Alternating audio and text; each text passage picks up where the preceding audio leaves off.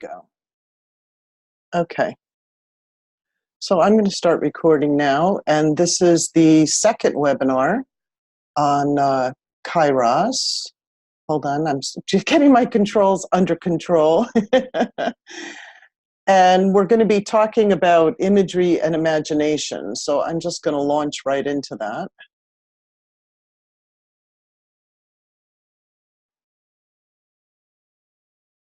And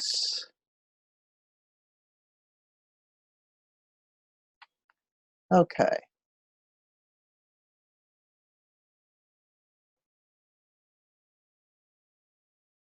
So again, welcome to the second webinar, which is imagery and imagination. There's a few things, there's something I want to bring up that I forgot to bring. It's an exercise that I came up with. I did this for the astrology summit sometime last year when we were talking about how to bring the archetypes to life. And I'm just sharing it with you. It's something you could do. It's just a suggestion. You know, this kind of follows through with what I was talking about when I was saying get intimate with the archetypes, bring them to life. Well, one of the best ways to do it is to bring it into your house. And a house psychologically has always kind of been symbolic of, you know, one person's state of being or the entire psyche. So, you know, the idea came to me, and I do it myself. I have little things around different rooms that the houses of the rooms might, or, you know, different areas, as we know, the houses in astrology represent different areas of our life, and we might be able to associate them with rooms in our house or places that are familiar to us, like workplace or neighborhood or a car. So I just made some suggestions here.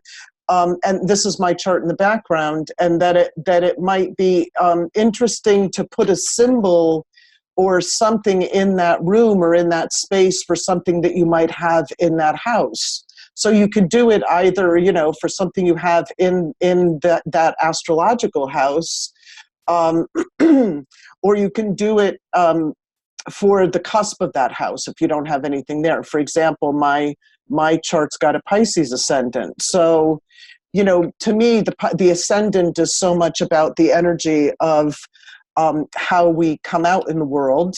We're often very unaware of it. The descendant is more something, as far as our persona is concerned, that we're more aware of.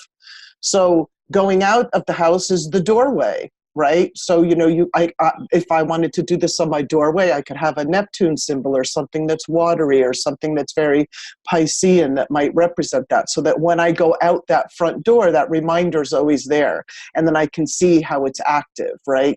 I'm not going to go through all of these, but you can revisit and look at what I had suggested. But you know, your first house, right? The natural house of Aries. It could be your car, your bike, how you get around, how you move, you know, where you do sports or any of your sporting equipment or something like that.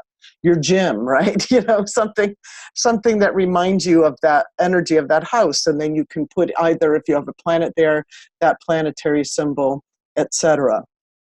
So it's just a suggestion. You know, I was going around looking at what kinds of rooms, you know, eighth house certainly could be bedroom, right? Or the basement, or the bathroom. So anyway, okay. So now I want to start with talking about imagination. And because it's so critical to the work that we're doing, I'm just going to, you know, give a little general overview of what it is when I'm talking about imagination, because it's such a huge subject. So I have this quote here from N. Scott Momaday, who's a Native American author, and he says, "We are what we imagine. Our very existence consists in our imagination of ourselves. The greatest tragedy that can befall us is to live a life unimagined." So when you think about what does it mean to live a life unimagined, to me, I think that our daily life is filled with so much imagery, from TV to movies to social media to advertising. And the problem with that is that it's all other people's images. So our entire psyche is like cluttered with other people's images, you know, movies, everything. We're just bombarded with imagery, or we're immersed in imagery, but it's all external imagery. And, you know, they say in advertising alone that one person is exposed to 500 to 1,000 images a day. I mean, that's insane. And because image is so important to our psyche, even if we're unaware of it, how much of that we're internalizing and how much it conditions who we are. But what's even worse is, what space does that give us to know ourselves from our creative spirit? You know, we don't need any more suggested imagery of or interpretations of who we are, or what we need, or, you know, what we do need to do, I think, quite critically at this time in humanity's evolution, is we need to reunite with our own inner wellspring of creative imagination. Imagination itself is defined as this intrinsic quality of mind that allows us to conjure images as well as concepts that may not already exist in external reality. You know, for example, you can imagine a school you attended in childhood, as well as some non-existent creature, such as a giraffe with wings, or a landscape you've never been to. You know, we might be led to conclude, and with that, and it has been true in science, that they were led to conclude that our inner imagery draws from a pool of memory, and that imagination was the part of that memory that can reassemble or rearrange past images that we have into new forms. But imagination is actually a lot more than that. In science, there's a thing called imaginal cells or imaginal discs. And I find this analogy very interesting. So if you think of a caterpillar in a chrysalis that's going through that process of transformation to become a butterfly, they go through various stages of breaking down. And in one of those stages, the caterpillar actually dissolves into a soup, like this organic kind of mush. And it's completely not a caterpillar anymore. It's just this organic soup. And yet it's not the butterfly yet. And all of those cells start to dissolve. And then what's interesting is there's these cells that are there, but they've been dormant in the caterpillar, and they start to wake up. And those are the cells that the biologists, to me, what I call it, made a happy coincidence by calling them imaginal cells. And those are the cells that start to then begin this process of creating the new form and structure. And at first, these imaginal cells, they're the seeds of future potential. You know, they hold the blueprint. What's interesting is they operate independently first. And then they, you know, at that point, they're kind of fighting the vestiges of what's left of the caterpillar's immune system. And so they get attacked, but they hang in there, and then they start to multiply. And then here's the interesting thing, they start to connect with each other. And these imaginal cells then start to form these clusters and start to hook up with each other, and they begin resonating at the same frequency. And then they start passing information back and forth until they hit this critical point. And then they start to act not as discrete individual cells, but as a multi-celled organism, which is then what forms the butterfly. So I find it interesting because, to me, imagination is what connects us to the collective. So it speaks to what we can accomplish as individuals, as well as collectively, which, you know, also includes the reality that imagination attunes us to the collective reservoir of potentials. These things we call archetypes that are, you know, they're unknown to us.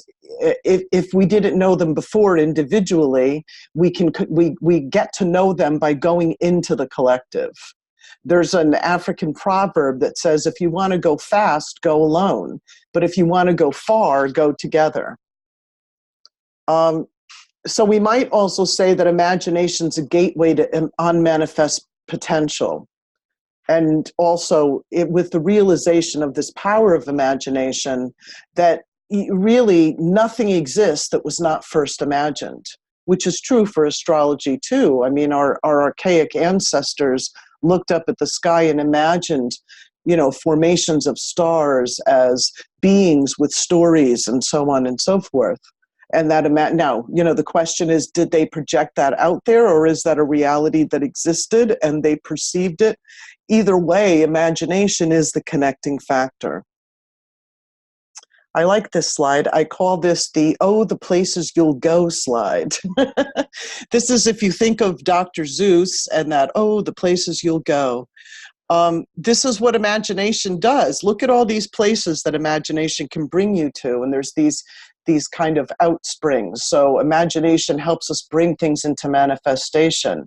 It brings ideas. It's the force behind ideas and new ideas. It's the force behind dreams. It's what gives us freedom.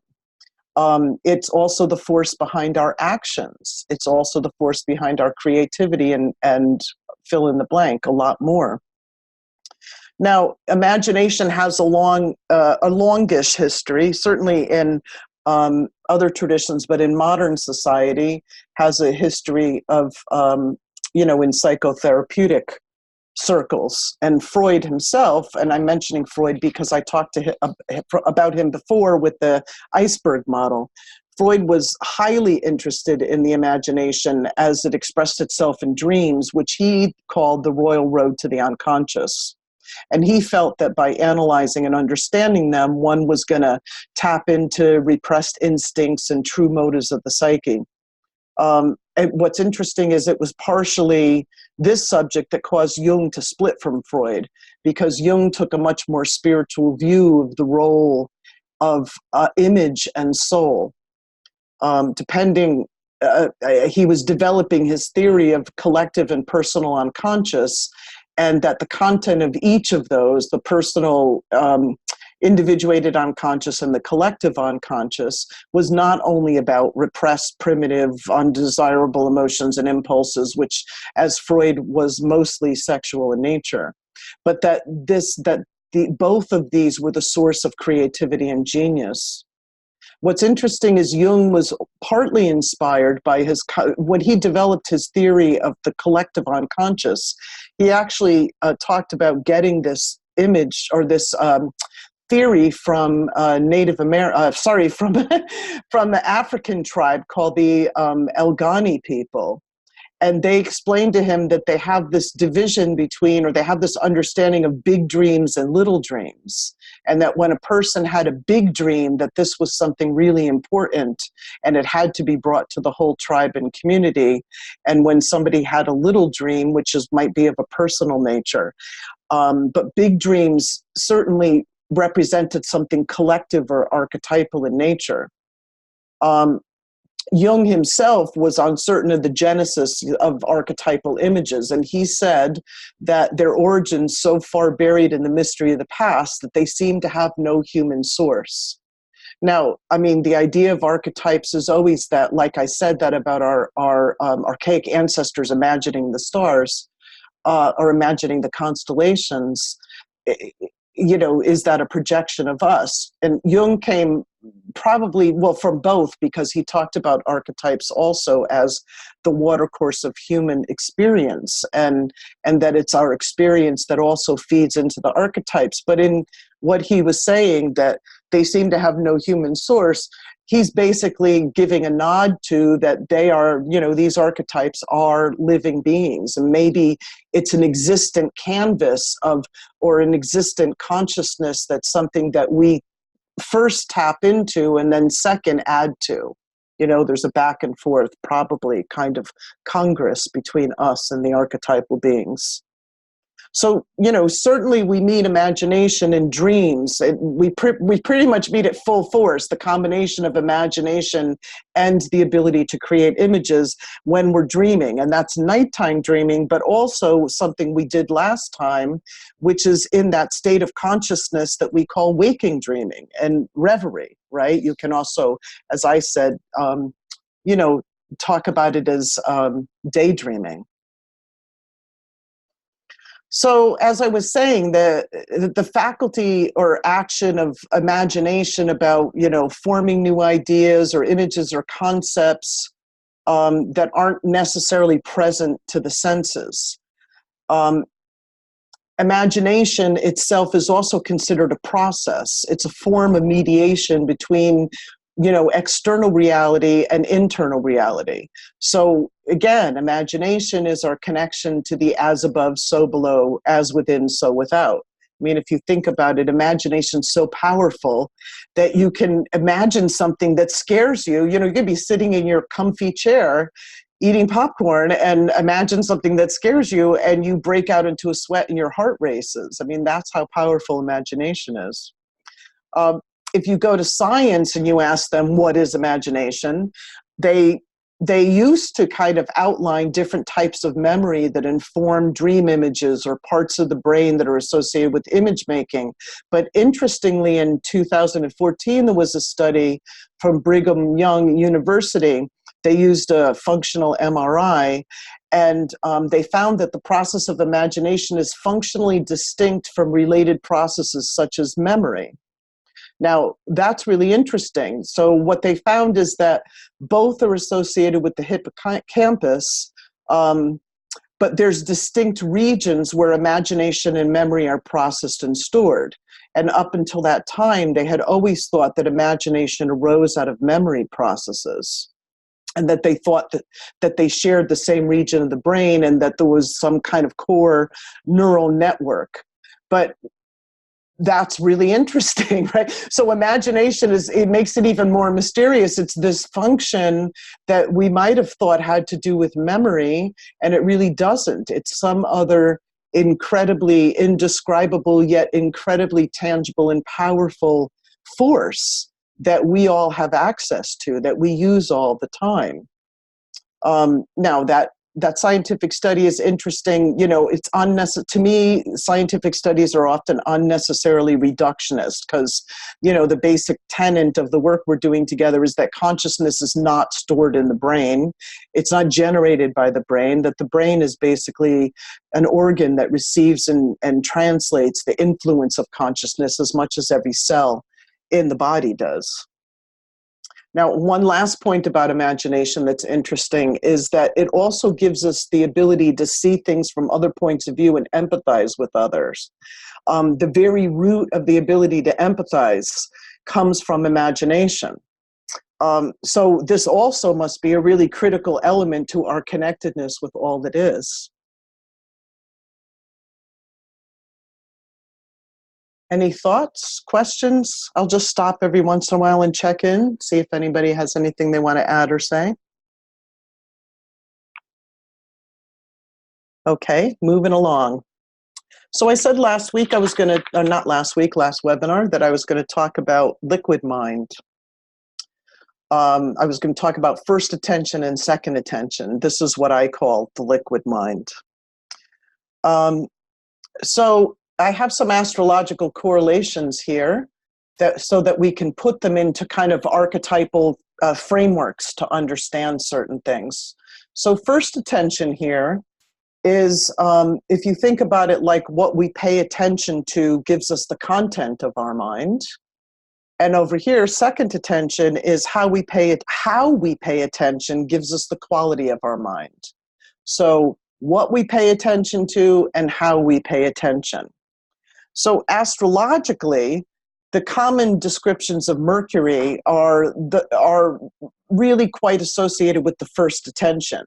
It's your awareness in the immediate environment. It's in the moment. It's that which categorizes. It's that which labels. That which communicates. That what takes in and disseminates information. In a way, it's a concrete mind that's fixes awareness in time and space. The second attention is awareness that includes that which is unseen, right? It's like, think Neptune. Unseen, energy behind events. It's presence. It's witnessing, but not necessarily ascribing meaning.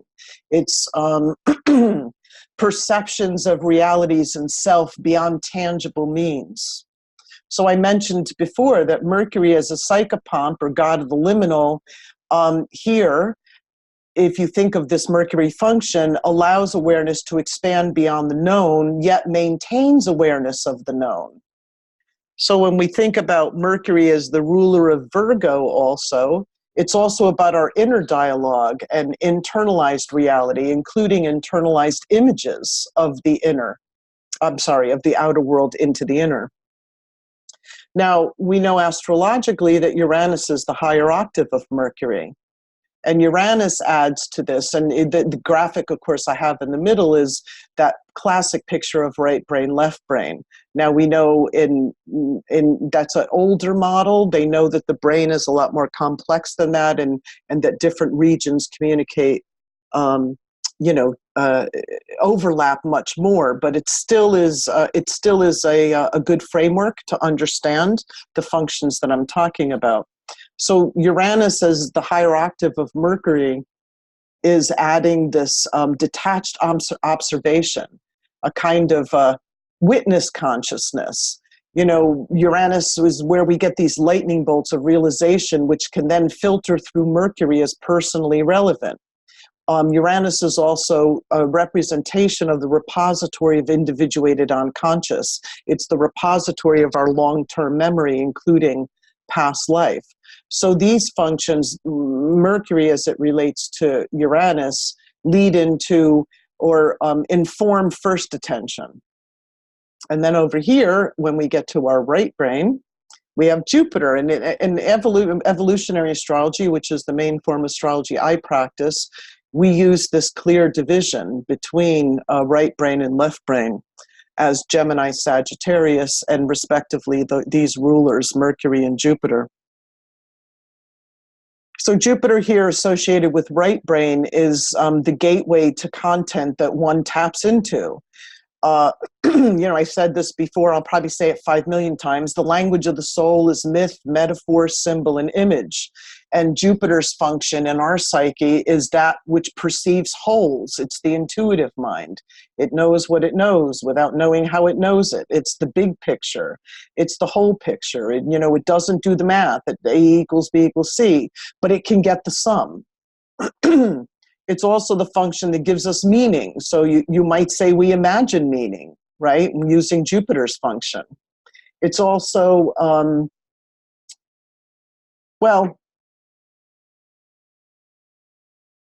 I guess I'm just thinking that it kind of gets back to what I was saying when we say imagining meaning, and meaning is so important to our, we say Jupiter certainly is associated with beliefs, but imagining meaning is also what puts us in contact with the cosmos, which is what we were talking so much about last time.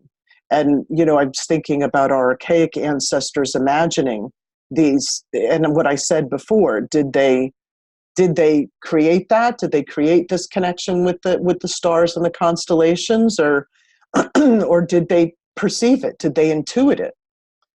So that would be Jupiter's realm.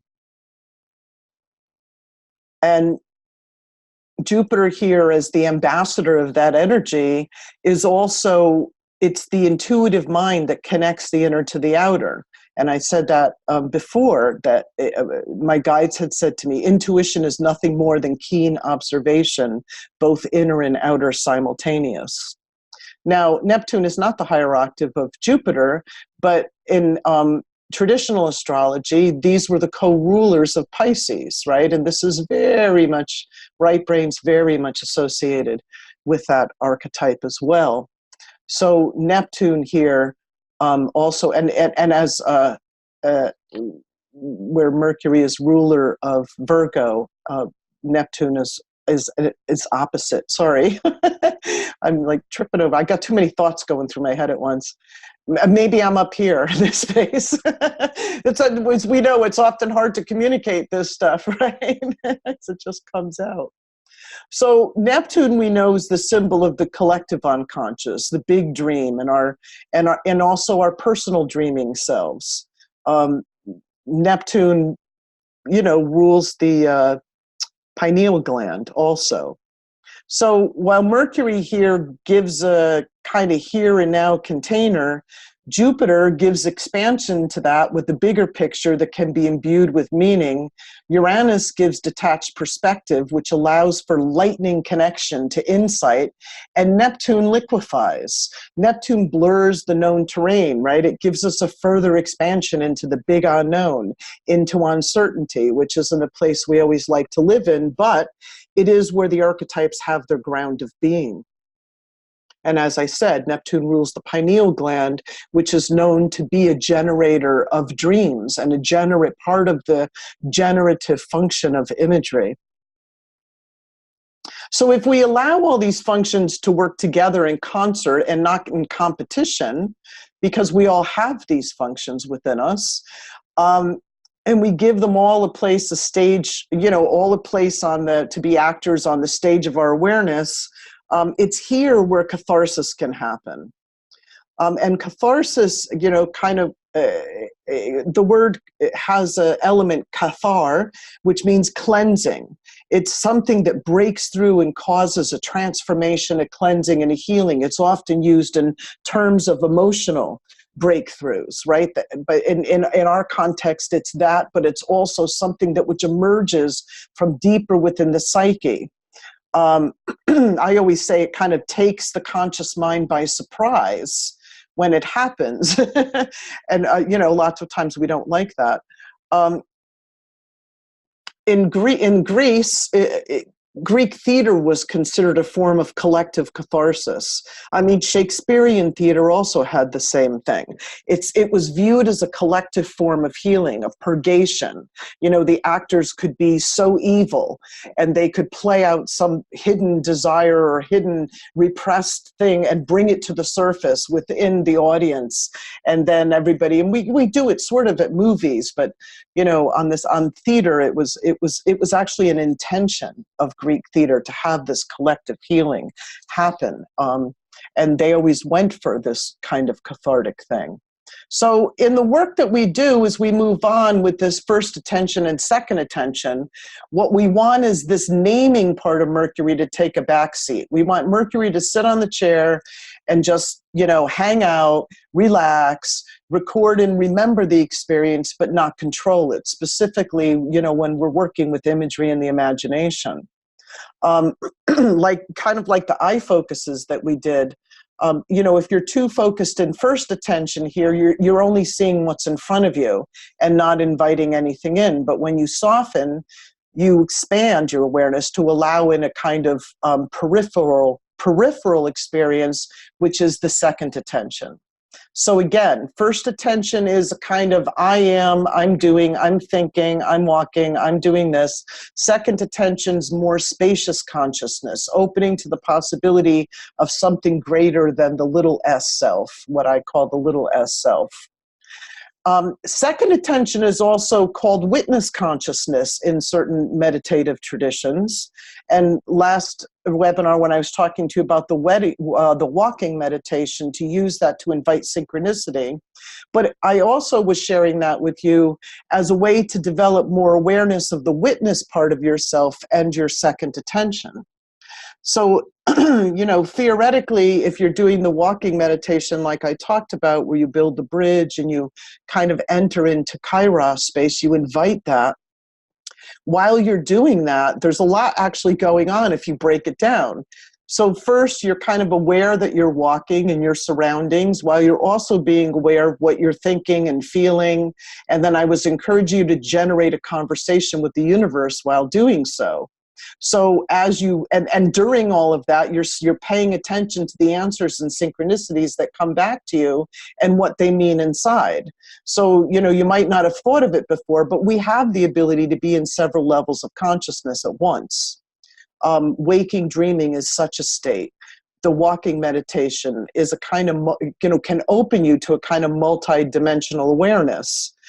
What am I thinking? I'm feeling, and there's thought generation going on. What's happening around me, and listening to interpret the messages you're getting. The important thing here when we're thinking of second attention as witness consciousness is that the listening part is the observer. The witness, the second attention, is feeling into opening up a layer of dimension or energy behind the ordinary and the mundane. So first attention, in that state, first attention is in service to second attention. By the way, these terms come from shamanism, or they're used, first attention, second attention, used in kind of neo-shamanism. And it's just as Einstein said, right? We want our first attention to be in service to the second attention, not the other way around. That's what this quote is saying. The intuitive mind is a sacred gift, and the rational mind is a faithful servant. We've created a society that honors the servant and has forgotten the gift. So meditation's also been a long prescribed way to develop witness consciousness, because in meditation, when you still the mind and you just name the thoughts and you let them continue to flow without getting attached to them or judging them or getting taken down that train of thought, you progressively develop this awareness of who is the witness. So, as you're witnessing, you're like, who is the witness? That is that second attention. That is the part of you, right? And in the meditative philosophies, they say, of course, that soul or that spirit. Ram Dass says that the witness is actually another level of consciousness, and that the witness coexists alongside with your normal consciousness as another layer of awareness, as, excuse me, the part of you that's awakening. And he was saying that humans have this unique ability to be in two states of consciousness at once. I'm actually perceiving multiple layers of, more than two. Excuse me, I got a frog in my throat. So using the second attention in the work that we do on ourselves is like, and here's an important part. And again, naming something, using Mercury here to name something helps bring awareness to it, but then practice with it also brings facility. So switching between first attention and second attention is critical to the work that we do in imagery. So we use the second attention with the work we do on ourselves, to be able to access all of this. And then sometimes we're switching roles. So you're directing the play and you're acting in it at the same time, right? So you're kind of opening up and generating all of this imagery. And then sometimes you have to question the imagery. I don't mean question it like, is this real? I mean, like, what are you doing? Why are you here? Why is that frog carrying a candle? Right? Whatever the image is. And it can be hard to do. It's actually something you have to kind of develop and become aware of these different aspects of yourself and functions of consciousness, because you do kind of have to switch. Actually, it's even sometimes switching between three. You're the director, you're the actor, and you're the audience, switching between the roles. Okay, any questions about that before I go to the next slide?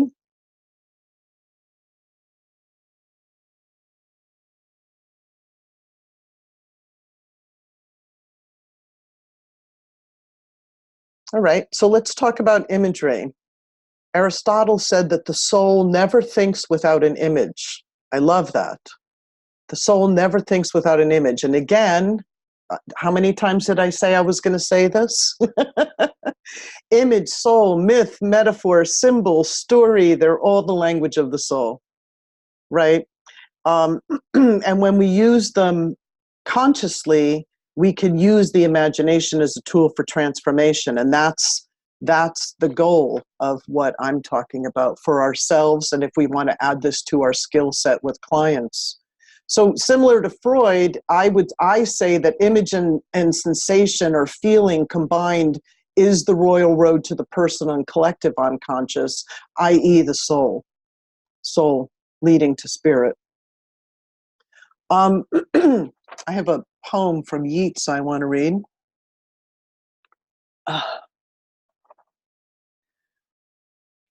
There is for every man or woman some one scene, one adventure, some one picture that is the image of our secret life.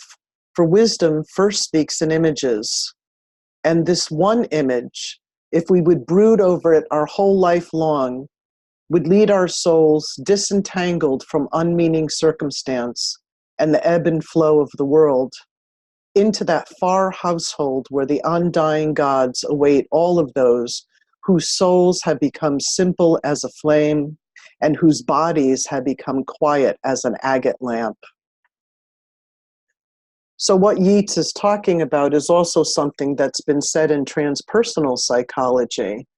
Image, we take image, again, because we're so bombarded with them, and maybe we're not so familiar with this amazing capacity for us to use image and imagination for healing, for transformation, for insight, for all sorts of things. We can take image for granted. And in the transpersonal worlds of psychology, it's so opposite that. Image, and as Yeats is saying, there's one image. You could take one image and meditate it on your whole life long, and it will still continue to bring you deeper into your soul's reality, right? And this is what Jung was all about, too. And Freud also, in his way, about image.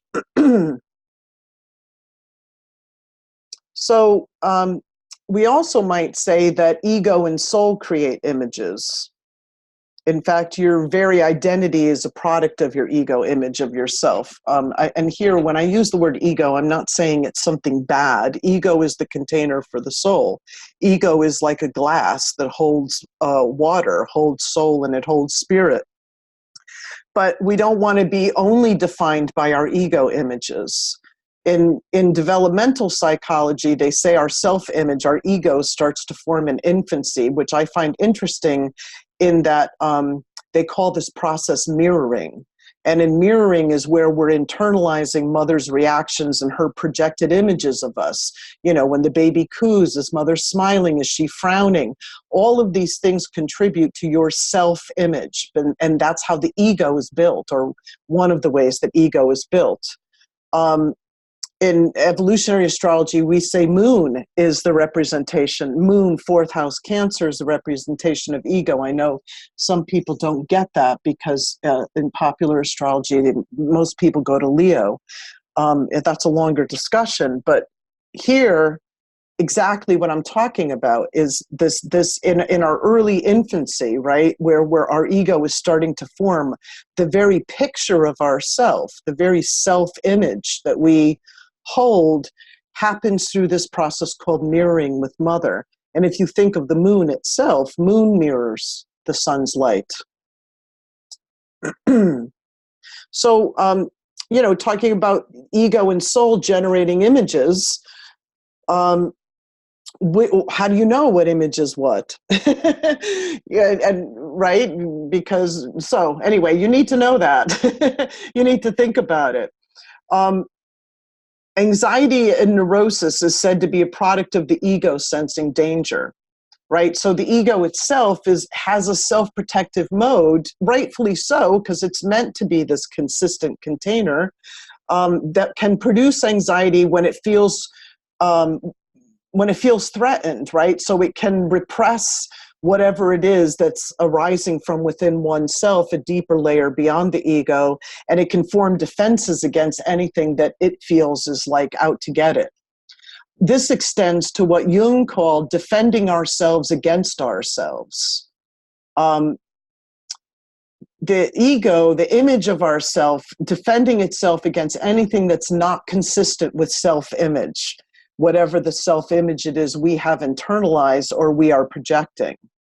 When we're subsumed by something unpleasant, right, that's been suppressed in the subconscious, well, like it comes up, it bursts out, like that cathartic thing I was talking about. It burst out and we just say, ooh, something just came over me, or I was beside myself with anger or fear or whatever. This is the kind of content that we experience just in our day-to-day life going around that threatens the ego. And that's why the ego suppresses it and then slams a whole bunch of, iron fences around it that we call defenses, to keep it down. And some people's egos are more neurotic than others. So, if somebody is only defining themselves by five senses, what they perceive and what the logical linear mind can define, what I was talking about before is daylight consciousness. in the last webinar, their anxiety and their repression is going to be greater. And they're going to live, as Mama Day was saying, very unimaginative lives. The ego doesn't want, because their ego, so defined by this kind of here and now, is not going to let anything in. So in all of us, the ego is going to neurotically defend itself against the content of the subconscious. And in some way that's good, because we need to have this separate I to experience through. That's actually the basis of psychosis, or schizophrenia, or dissociative identity disorder, or any of those things where somebody is subsumed by the content of the subconscious, and there's no ego. There's no glass, there's no container to hold something, has ruptured that. And there's no glass, there's no container to hold those things. So again, we want to have a strong ego in doing this work, but we don't want it to control us. This is an important thing to know, that it has these defenses, it has a function, but we don't want it to take over, to always be in charge. So people who work with themselves with some consciousness, which would be probably all of us on here, that we're more open to the subconscious, we're more open to nighttime consciousness, and we can expand the ego, we can expand that little S self that I was talking about to contain increasingly more and more content, more and more psychic reality of the big S self, the total psyche. So an example of different images, if you want to just use this as a barometer, an example of ego imagination or ego image is worry. Worry itself is an ego fantasy. Now, an example of non-ego image or soul imagination is potentiality. And this is something to keep in mind. Non-ego images are always transformative. They're going to change the ego state. If you think of medicine journeys and how people do that. I mean, what I'm doing, what I've been doing for 20 years is kind of plumbing the human psyche, actually more than that, plumbing the human psyche, but without the medicine. And, we can all do this. But medicine journeys take people there, which is why, some of them go crazy, right? That can happen. Some people get subsumed by the content and they can't contain it. But most people walk away from those journeys feeling transformed. Their ego state gets transformed. So any journey into the subconscious has the potential to transform, to release new psychic force into the consciousness. And that alone is kind of an essence of this form of healing, or using this kind of work in that way for ourselves and for others. Now, here's some quote from Jung where he was talking about this, speaking of somebody who went to the edge of psychosis and back. Jung's whole Red Book was the way that he reassembled his psyche after encountering archetypal forces that basically subsumed him. I mean, he kind of went crazy for some time there. And then he used image. He used image and drew them. He drew mandalas and all these different things that now comprise what we know as the Red Book, as part of his own personal journey back to his self, back to pulling together everything that he had. He kind of like opened up, the gaping yaw of the subconscious and then fell in. So Jung said, to the extent that I managed to translate the emotions into images, that is to say, to find the images that were concealed in the emotion, I was inwardly calmed and reassured. Had I left those images hidden in the emotions, I might have been torn to pieces by them. As a result of my experiment, I learned how helpful it can be, from the therapeutic point of view, to find the particular images which lie behind emotions. And this is also a key part of some of the work that we're going to be doing. This isn't just mental state only. The soul and the subconscious are much more attuned to emotion than they are to logical linear thought. In fact, I think the soul doesn't even pay attention to logical linear thought. I always say it's kind of off in the corner, filing its nails until you start speaking its language. And that language is, again, if we were live, I would have you say it: myth, metaphor, story, image. That's the language of the soul. So in this way, imagery and the way that we apply it, the way I want to teach you in applying it, it can be used for healing. It can be used for insight. It can be used for greater understanding, to get a different perspective, to solve a dilemma, to to encourage personal growth, also to manifest something.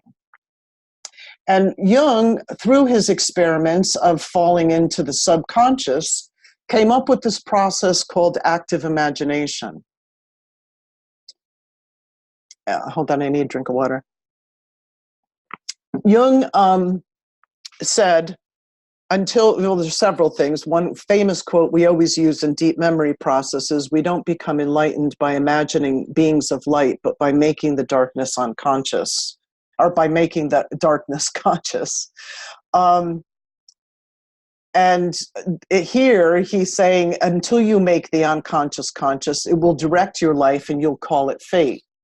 And this was the whole of his work, and the whole of him developing this active imagination is to find a methodology of how to access, right? How to access the unconscious, without experiencing what he experienced, near psychosis. And this also points to something interesting about astrology. As you see the finger pointing to the planet there in the chart, fate or free will is always a big question in astrology, right? Just to get that out of the way, to me, it's both. I mean, we have free will, but it's limited by so many conditions, both personal and collective, both this life and other lives, familial, ancestral, societal. There's all kinds of conditions on us.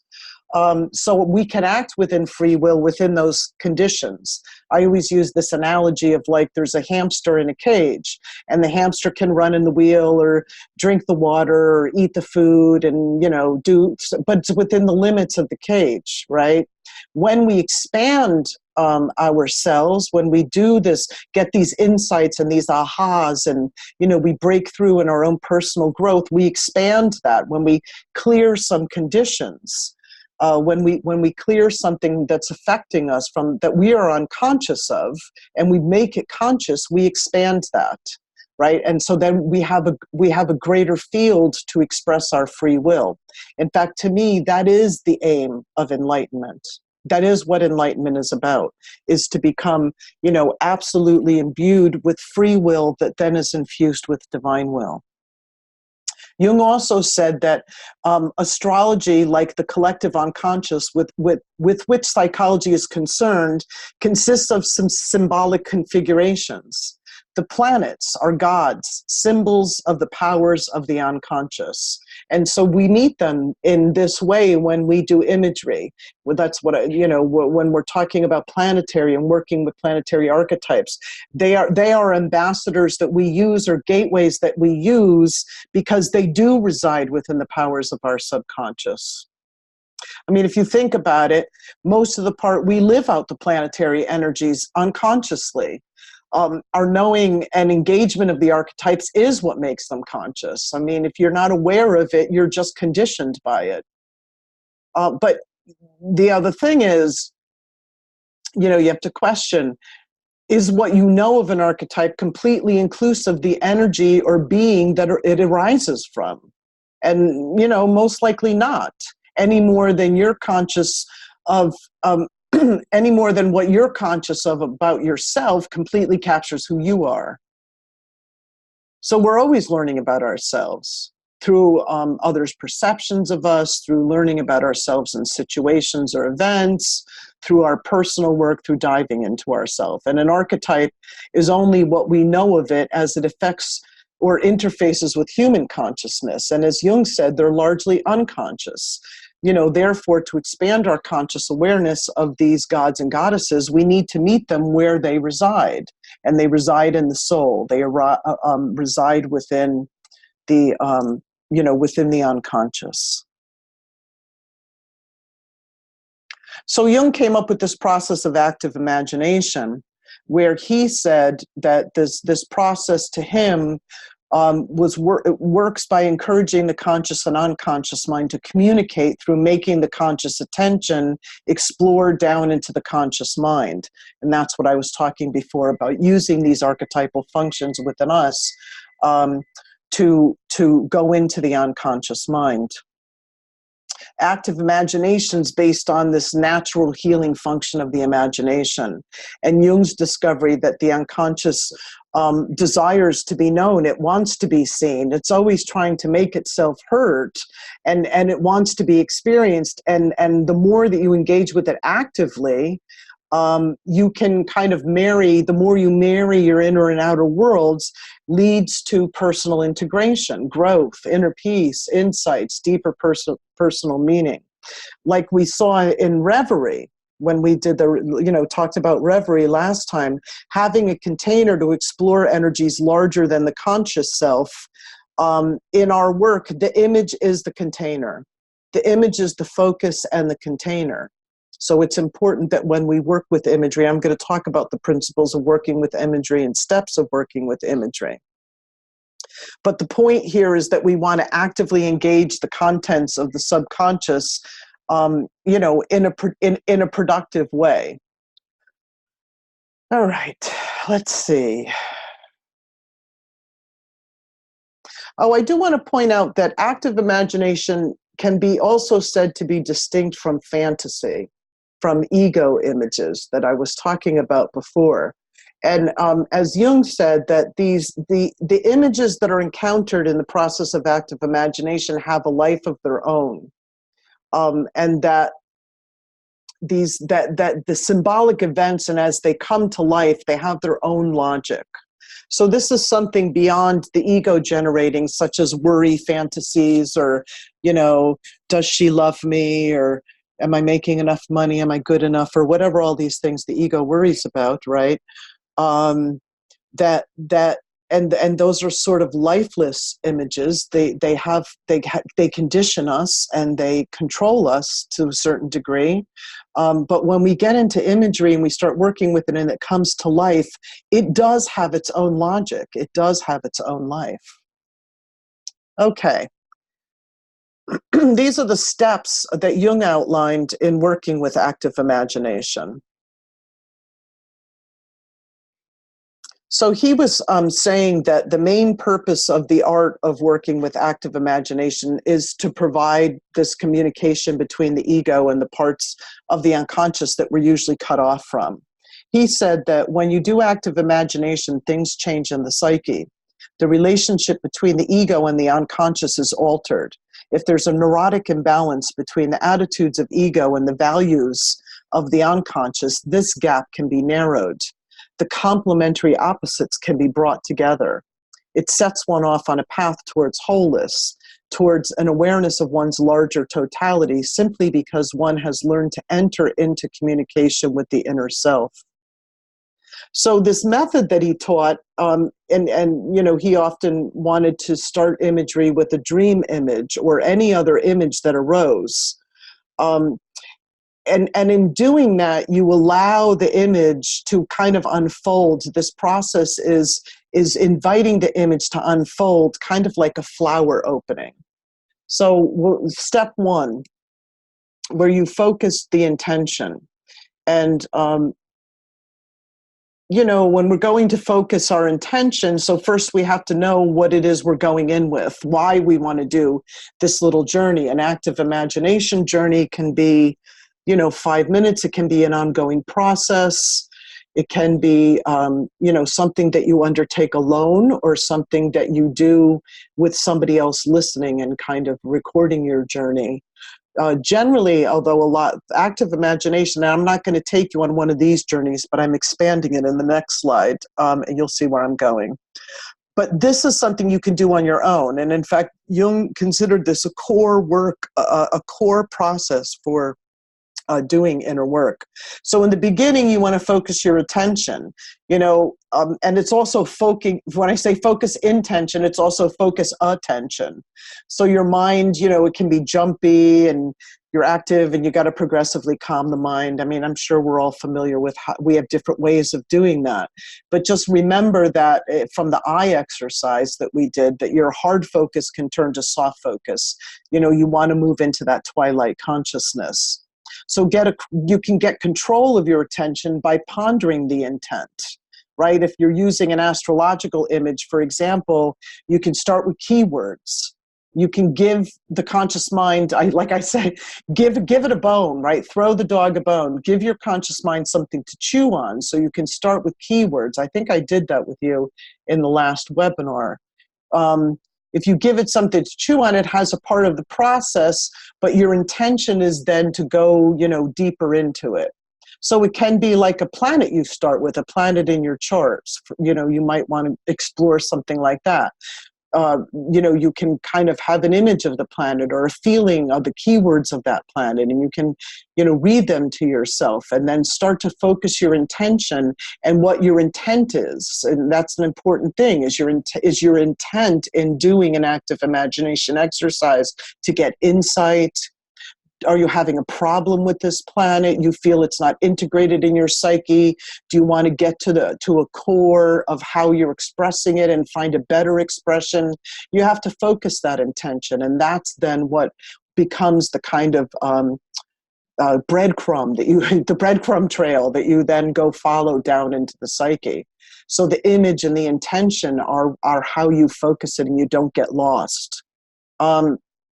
You can also ponder an issue or a problem, or you might have a feeling, an emotion, and then start questioning. That's another way to open up an active imagination. Reverie, and the reason why I'm progressively introducing you to these different functions of our consciousness and what we're able to do with it.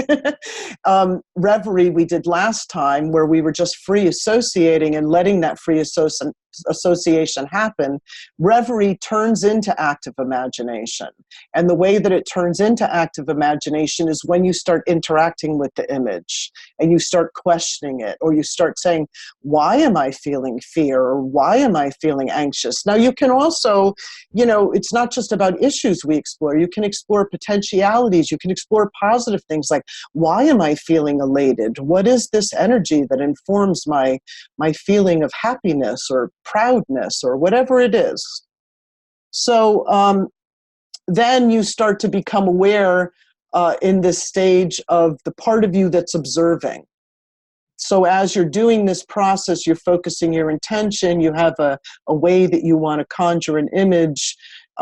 You then start to focus on the part of you that's observing, the second attention, the witness, and affirm that part. And then you kind of flow into the next step quite quickly, which is where the image comes.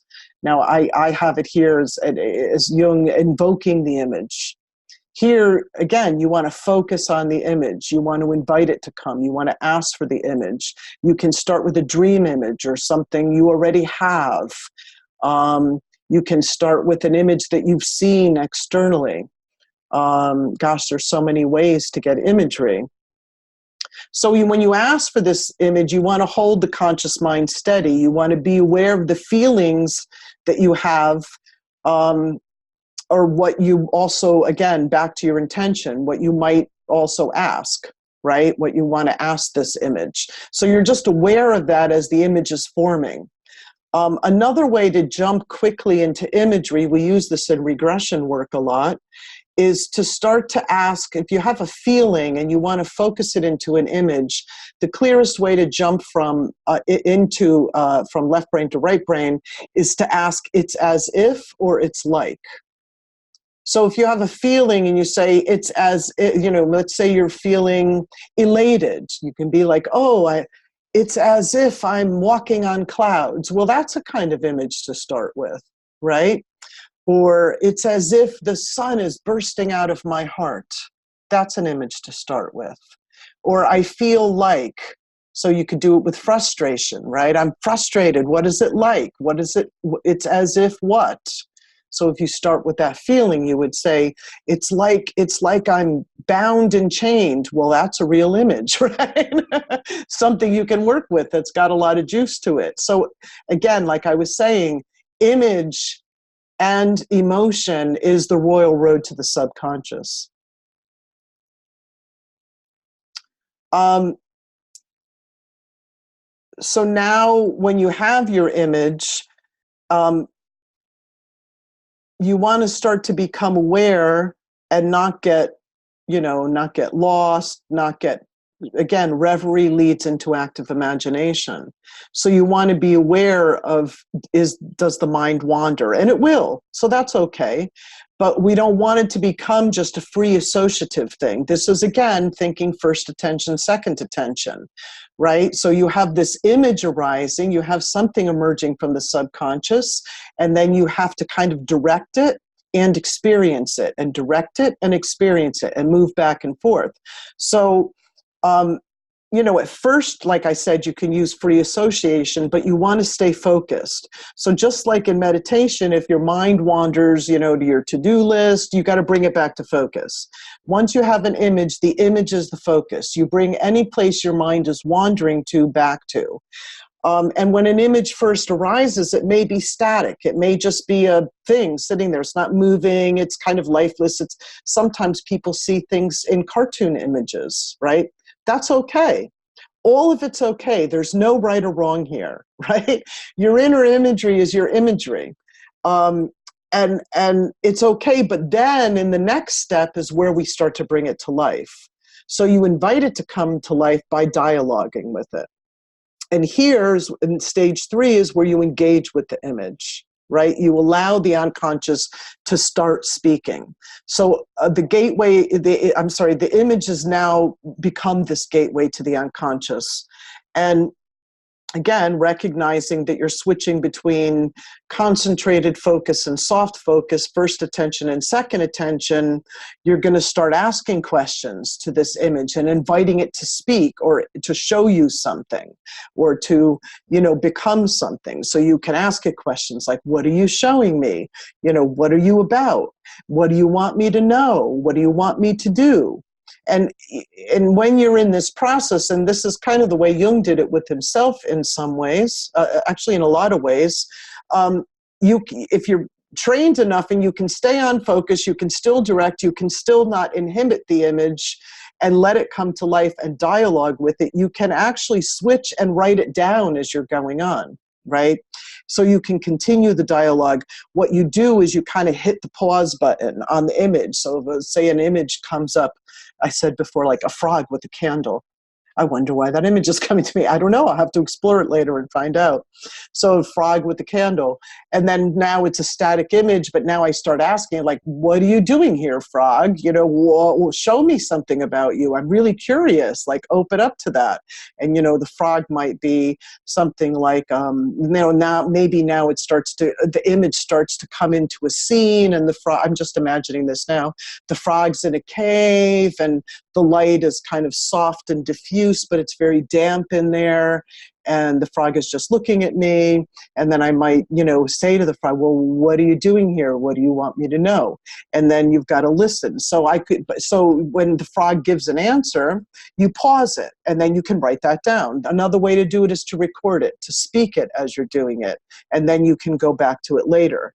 The other thing is, you can keep your image journey short. This exercise, you can keep it short so that you can remember it. So if you want to practice it yourself, you could do it for like 5 minutes and you'll remember it. You'll remember the dialogue. You'll remember what the images turned into. You remember what you were questioning them. And the other way to do it is ways we'll be working at the retreat for sure is in pair work. Right? That's one of the best ways to do it because you speak it aloud and somebody's maybe recording. Now, I just want to share one that I did with you when I was talking about you can start with a planet or a point in your chart. So I worked with my Saturn in Aquarius. Hold on a second. And I don't know, somehow Saturn in Aquarius is always a little bit of a mystery to me. I mean, I get it, but I wanted to understand it more. So that was my intent. So I kind of called up an image of Saturn in Aquarius, and you can start with just holding the astrological glyphs in your mind. I mean, since we speak this language and those symbols mean something to us, just holding an image of Saturn and the glyph of Aquarius in your mind is enough to then start to ask for another image to come. Well, I did, and this wolf-like creature showed up. And as I was watching, this kind was like glowing eyes, it was growling and snarling, and then it turned into a T-Rex, and it was like roaring, like it wasn't quite a T-Rex, but it was almost like a wolf dinosaur kind of being. This is also something to keep in mind. Sometimes your images can be scary. Again, catharsis, something erupting from the subconscious, taking the ego by surprise, right? That's okay. You know, sometimes when scary stuff comes up, it's often representing something that's repressed, right? And repressed stuff, by the way, always has the ability, when you work with it, to release raw libidinal energy, raw potential. When it becomes integrated with the subconscious, when it's repressed, it's horribly frustrated and it's horribly bound. But when we allow this repressed stuff to come up, it brings back raw power. It can just bring an immense amount of vitality into the psyche. So I'm looking at this wolf creature and I'm saying, well, what are you doing? Are you angry? And then I start to tune into the feeling. Right? So I'm switching modes here. I'm kind of feeling wolf creature, and I'm feeling this frustration and this anger. And as I started to feel the frustration, that's when it really came to life.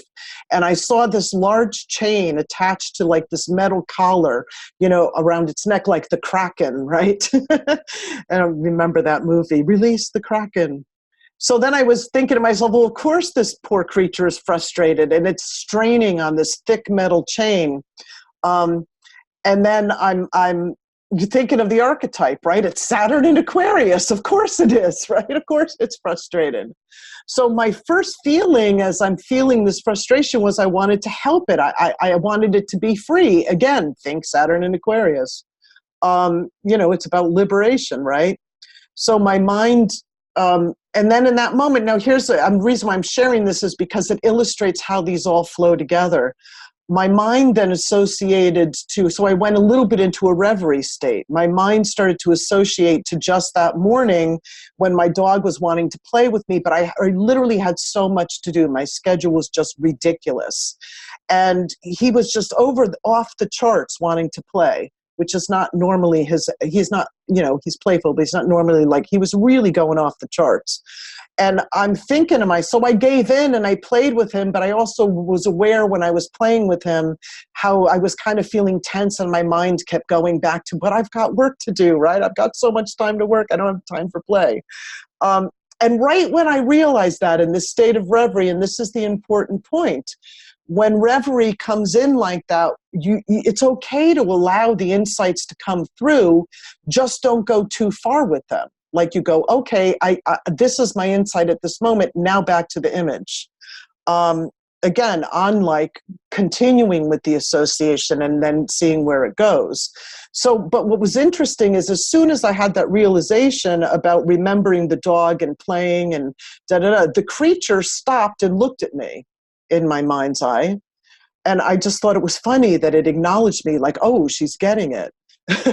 So now I'm thinking, okay, I want to start working on some resolution because this is a point of what we want to do, especially when we meet conflicts within ourselves or something like this poor frustrated creature. I'm certainly not going to leave it there frustrated. I want to help it. I want to do something with it. So I start thinking, you know, the first thing might be, well, take the chain off, right? But I literally questioned. I'm like, well, I don't know. You know, I don't know if I want this creature running around in my psyche. Like, I'm not really sure what it's going to do. Like, what kind of force am I going to unleash, right? So I asked for help, and this is something we can do. We can ask for help to come. And so my Kairos cosmic guide came, right? Because I just did this the other day, this little journey. And if you remember her, she's like Glinda, right? Glinda from The Wizard of Oz. Not quite, but anyway, shows up, but she's got this little magic wand with the star on it.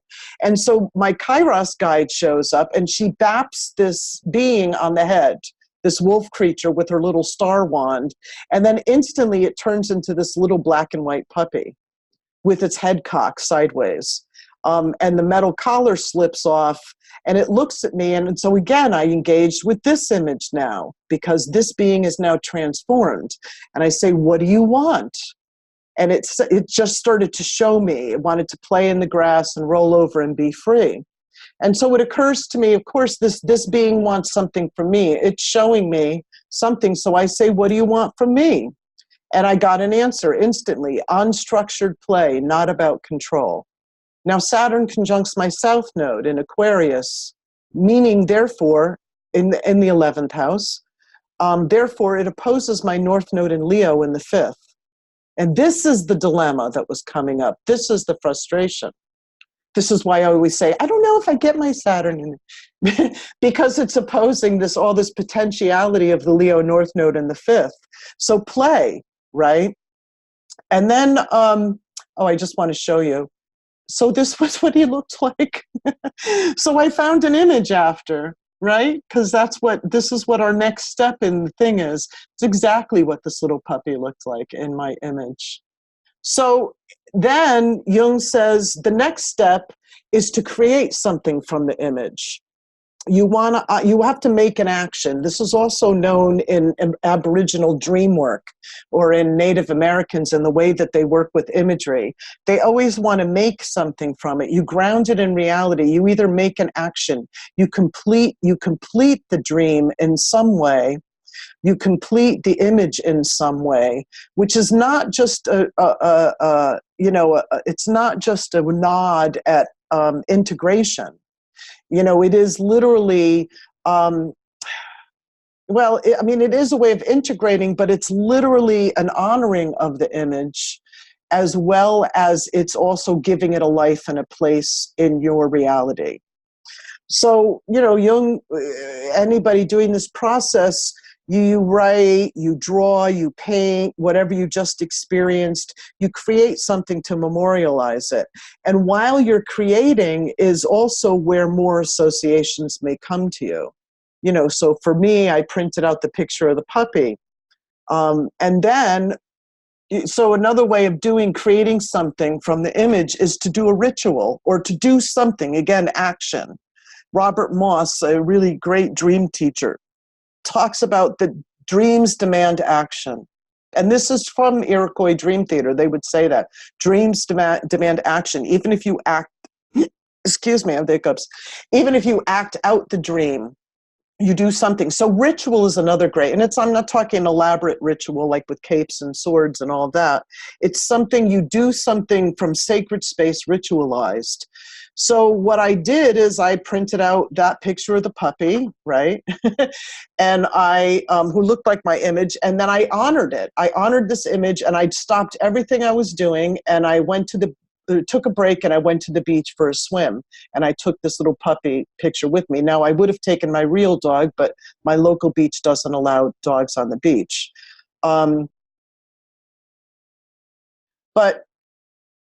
So that was my way of honoring it. It was in a sense, and I did it in this kind of sacred context of like, I'm honoring this, so that's the action that I took. So you can draw, I could have drawn, I did write down the journey, of course, too. Now, what I also found interesting is that my dog, my real physical dog, was off the charts that day. So he was already tuned into something that I was going to tune into later. And this kind of leads to this example that Jung talked about when that woman, you've probably heard this story, he had a woman client who he was trying to get through to her something, and she was talking about, I don't even remember, it was like death and resurrection or something like that. And this scarab started tapping on Jung's window, and he reached out, and it was a dream image or something, and I think she said something about a beetle or a scarab and immortality and Egyptian imagery, and he reached out the window and grabbed this beetle and brought it in and said, "You mean like this?" And this is what he called meaningful coincidence, right? What we call synchronicity. I mean, we are living in this web of all of this stuff manifesting all at the same time. So my dog had been giving me that message all day. He was waiting for me to do the actual journey to get it myself. And on this stage where you're creating something from the image, Jung said, I should advise you to put it all down as beautifully and as carefully as you can in some beautifully bound book. It will seem as if you're making the visions banal, but then you need to do that. Then you are freed from the power of them. Then when these things are in some precious book, you can go to the book and turn it over and turn over the pages. For you, it will be your church, your cathedral, the silent places of your spirit where you'll find renewal. If anyone tells you that it's morbid or neurotic and you listen to them, then you will lose your soul, for in that book is your soul. So that's how much weight he put upon this idea of recording the journey, of honoring it, of doing something, to make it real. And then in the last step, what we do is a kind of integrative process. But one of the last things you want to do here is, before you do this analyzing and pondering it, you take a break.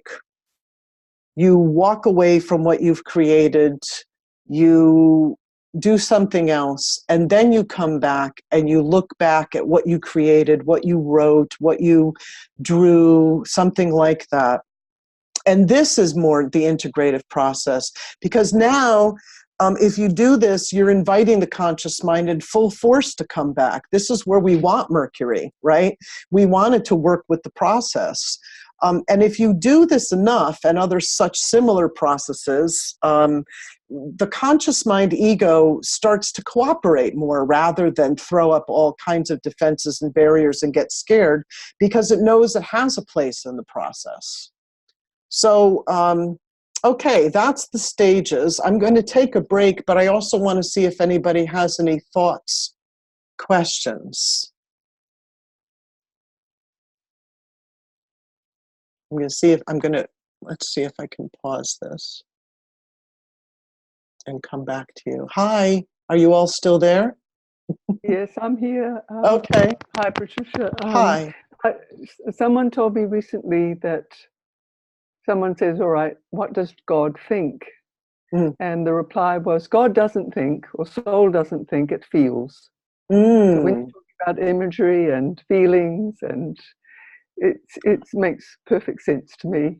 It's not about thinking. Thinking gets in the way. And I've also had the realization too, as you talk, I have the North Node in the 6th, South Node in the 12th, and Mercury, that rules my North Node in Gemini, it's conjunct my South Node. My South Node is in Sag, and is, of course, Jupiter.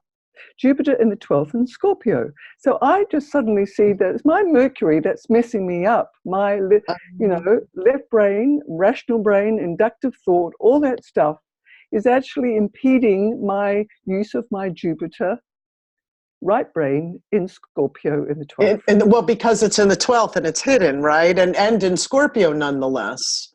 Yes. But you're right. You probably would get it more through honoring feeling, right? And the non-rational ways of knowing. Yeah. So embracing the irrational is your prescription. You're in the right class. Get out of that, rational mind. That's the part, that's the problem with me. Yeah. So I just suddenly, because I've been wondering, what does that Mercury conjunct my South Node mean? Well, that'd be a really good one for you to be doing this kind of process with, right? And instead of trying to figure out here, go into this process and see what you come up with. That's right. Right? Let the images come. Let's see what's happening. It's all about feelings. Yeah. Not about rational thought, no. Fantastic. Okay. Thank you. Okay. Anyone else before we'll take like a little 5-minute break or something? Yeah, I mean, I just wanted to piggyback onto that, Chloe. I have Mercury in Gemini in the 12th, and then I've got I'm Sun in Gemini, Jupiter and Venus in Gemini. And so in this type of work, figuring out what to do with all that mercurial energy and like the left brain, I've spent a lot of time, doubting my journeys and experiences, because I'm like, my left brain's interfering in anything. So I just wanted to, like I said, piggyback onto that and affirm, because definitely getting more into the feeling and more into the intuition and kind of, letting Mercury kind of take a seat in the corner and be the observer, right? And Patricia, the tips that you've given us for how to do that, right? Like, okay, so, start with some words or something, right? Like throw the left brain a bone and then incorporate it so it gets to be included without letting it run the show. I really appreciate all that guidance. Yeah. It's a big thing because our society condones the materialistic, the rationalistic, the reductionist. That's all society is about. If we can't see it, taste it, touch it, feel it, own it, possess it, right? It's invaluable, right? Or it has no value, right? And it's exactly it is, and that was a slip, and that was a Freudian slip. It is invaluable. It's the most invaluable thing that we have, right? You can't put a price on this, on that which is unseen, that which is beyond the senses. Not that the senses are bad, but the senses are passageways to that as well. So yeah, I mean, our whole society's flipped around. It's like Einstein said, right? We're just flipped around. So we have to decondition ourselves from that. We have to, break out of that. So yes, you may have those archetypes, but those archetypes can work in these miraculous ways, like what Chloe and Toby are saying. Mercury can be the container, the messenger, the liminal god that moves between the worlds, right? You can use that energy, the same energy that way. I think the other thing that to me is interesting is looking at using this not just with my own chart, but with archetypal signatures, astrology signatures, that even though I could rattle off the adjectives of what they're about, I don't feel like I sit in them comfortably of really getting them. And particularly like one for me that's always this like, I get it, but has been a Sagittarius moon. And then last week I had 5 clients in a row with Sagittarius moons.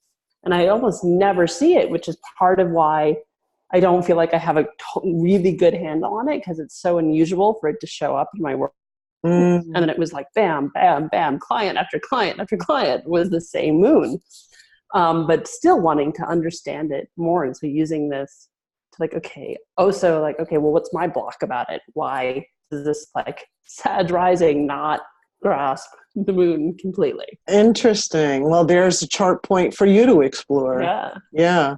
And I love how the universe does that, right? Just like sends us, as we say, we always teach what we need to teach what we need to learn ourselves. Yeah. I mean, certainly, that's true for me, but it is also that I've been doing this for 20, 30 years. So I got a lot to say about it. I'm still learning. So let's take a break, and I'm going to, where are we? It's 8:20. I'm going to pause here. So before I move on, I want to introduce, although she's gone now, Lynn Carroll, you're here, and Amanda's here. I want to just introduce Amanda and Lynn Carroll, who are going to be assisting at the upcoming workshop and assisting behind the scenes with this. So unmute yourselves and say hello. Hi. Hi, Lynn. Hi. Hello. Where's Amanda? I'm over here. Okay.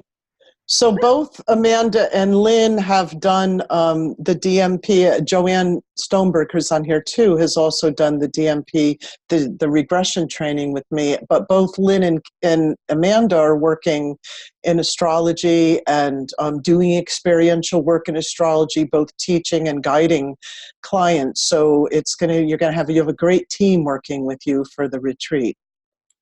Yay.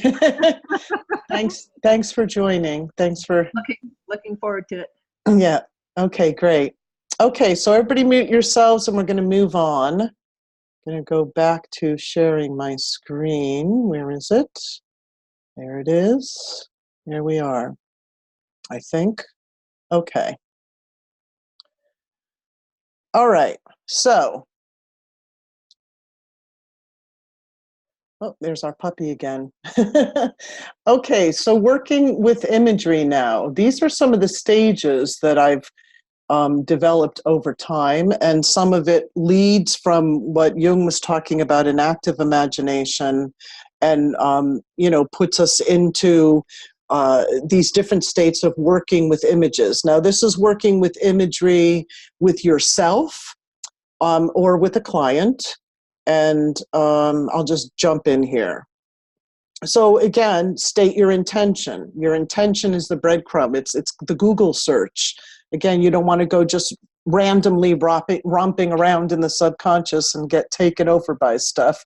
You want to have an intention. So the intention is your Google search. It's how you form your intention.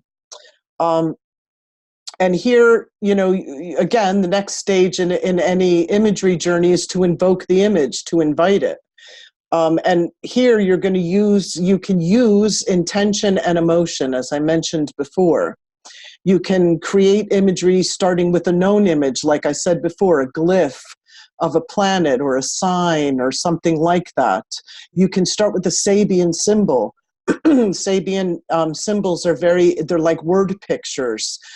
In fact, I have a story I'm going to share with you in the end, the last webinar, about a Sabian symbol journey, how using that image opened up to past life memories, actually, because that's what the last one's about. You can use a tarot image. You could use a movie image, but something that's evocative and is in line with your intention. Image of a planet or a dream image or something.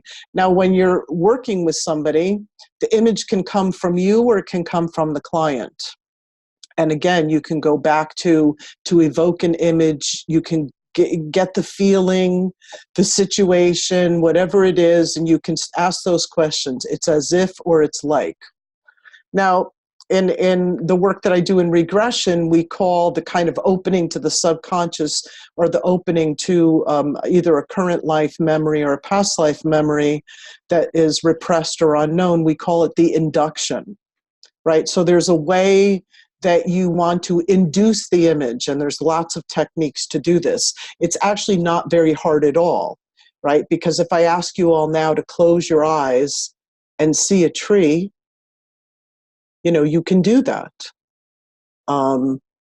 So it's not, you know, it's not hard to come up with an image. All of your trees are going to be different. They're all going to have unique characteristics. So we can do that. So getting to your induction is you want to find out what your client's working on or wants insight into, whatever they may have a dilemma, right? And while you're listening to them, you might start to get images. Again, the more that you allow this imagery, this concourse, this congress, this conversation between the conscious and the subconscious, the right brain and the left brain, the more you allow it, you know, what is that called? The connecting between the two brains, the corpus callosum or something like that.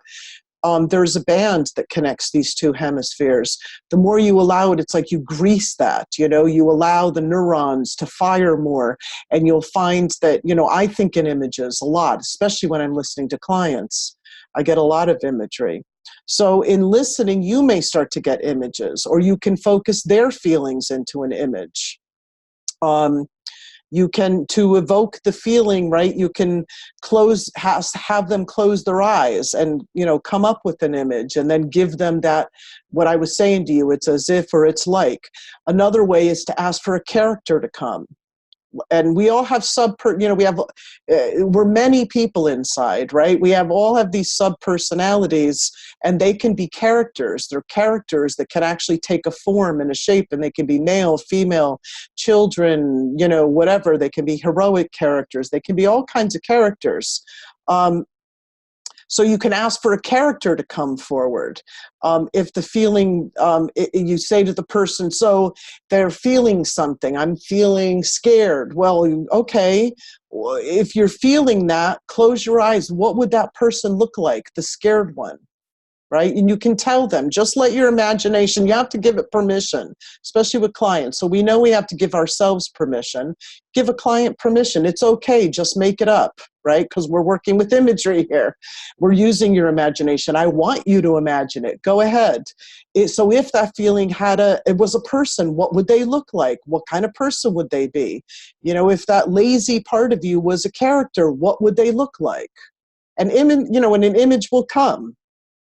Another way is that you can refer to the chart when you're working with somebody. Does a position in the chart speak of this particular thing that somebody's talking to you about, that they're coming to you, that they want to work on? You know, your eye might be drawn to, oh, that Saturn or that Mercury or that Pluto or whatever. Make a note to yourself about that when you're listening to a client who's talking about these things. Alternately, on the other side of that, imagery can come when you're talking about a chart point to somebody. So you might be giving them some information about a chart point. And as soon as we start using descriptive language, sensory language, emotional language, that's what kind of opens up imagery. So you might get an image that you want to share with them. I always find it interesting. Transits are a great energy to do. We'll do this at the retreat. We're going to do some astro drama in a variety of ways. And transits are also a great way to do imagery, because to me it's like the transits, because they're unfolding, there's something that's unfolding in the moment, and they have a newness to them, you know, if the person's just coming into a transit. And so because they're unknown, they're like a blank canvas, and it's like you can allow, so for example, something like, you know, and when you know your astrology, right, you know your keywords. So if you think about somebody who has a natal Saturn being transited by Uranus, right? You might just create a little scene there, like your Saturn's being transited by Uranus. Imagine yourself, you're a rebel and you're breaking out of prison. Because like that captures the energy of what Uranus is trying to do, right? Uranus is transiting Saturn, and this person's got this energy. So you're a rebel and you're breaking out of prison. Now, the interesting thing is, think of it the other way, right? Well, what happened if somebody's Saturn's being transited by Uranus, right? So they have if their Uranus is transiting their Saturn, right? So you might say you're a rebel and you're being put into prison, right? So you see how that works. You can create these scenes that capture the energy or what you think the energy is. That's another way to do it. This is inductions. Another way is to give a basic groundwork for the image to form, like a meadow or a field. Or remember when I was giving you some suggestive imagery of going to an open sky place at night when we were going to do our moon journey. A quiet place in nature, under a night sky, whatever it is, a beach, something that it will invite the person to come into that relaxed state. You can have them tell them to call up their favorite place in nature or where they feel at peace. And that then creates the blank stage. It's like a blank stage or blank canvas that you can then invite the image to come into. I mean, this is a classic thing in guided imagery, where people, you know, oh, you're sitting in a garden and you're going to meet your guide, or somebody's going to walk up to you, or you're going to, you know, that. So you create the scene, and then you invite the image that represents, you can tell them the image that represents the intention that you started with, the image that represents this dilemma that you've presented me with. Let that come forward. And like I said, Sabian symbols are also good too. So you also want to keep in mind, if you're doing guiding somebody in imagery, that you want to set the environment. You know, you don't want to do this on a subway with somebody. You want to have a nice environment, you know, calm, quiet. That's why I ask you to wear earbuds when we do experiential stuff, because I kind of want my voice in your head so that you're focusing on me and kind of tuning out the outer world. So you want a nice environment. You also want to think about recording people's imagery journeys, and your own if you're working with them. You speak them aloud, and it's not going to pull you out of the process. You can do that. But recording it is also great for the client and for yourself, because you can go back to it later and talk about it.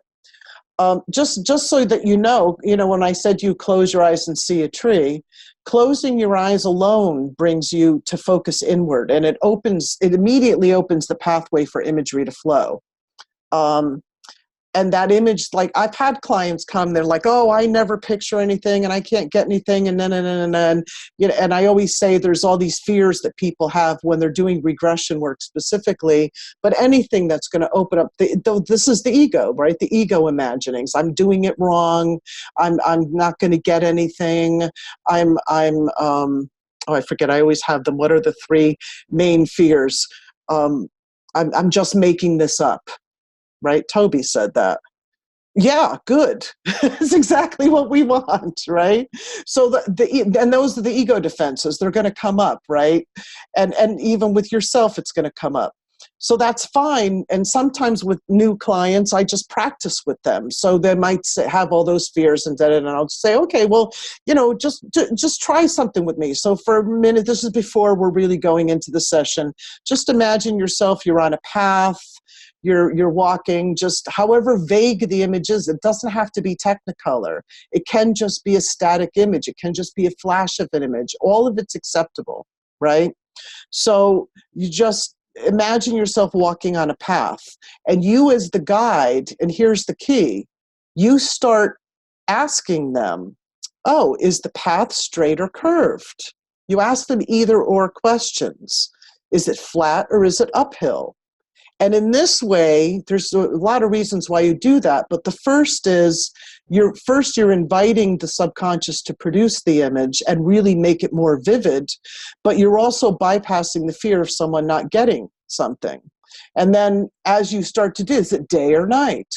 Oh, you inside or outside? Those kinds of questions. You ask these either or questions that start to ground the image and give it more life.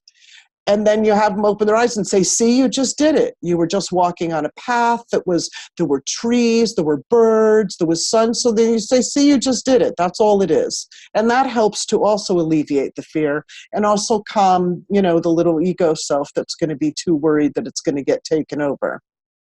Now, another thing you might do for inductions is design some of your own guided imagery scripts for yourself.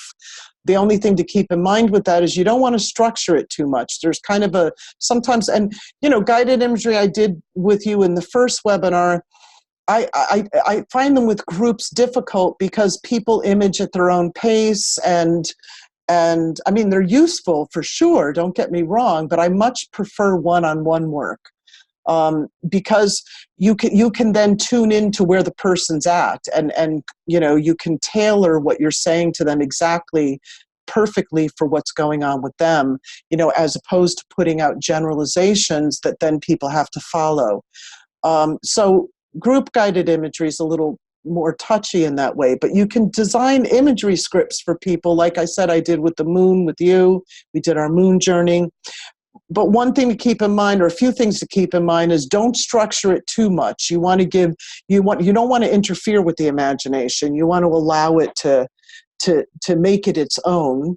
And also when you design imagery scripts, make them very sensory. Use descriptive language, not too wordy. You want it short, but you want it to engage the senses. Right? You want it to engage, like, it's thick, it's rich. I remember saying something like the velvety, the blackness, covers you like velvet.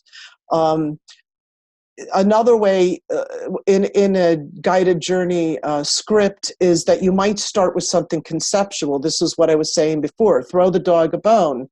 So let Mercury get involved in the beginning. I think I did this with meeting your cosmic guide. I started talking about concepts of conditioning and concepts of, but that we're letting all that go and we're going to move deeper. And so progressively I was bringing your conscious minds into the process, letting them have something to think about, and then progressively getting into more sensory language, progressively getting into moving away from that. So I'm kind of nudging it to go sit on the chair.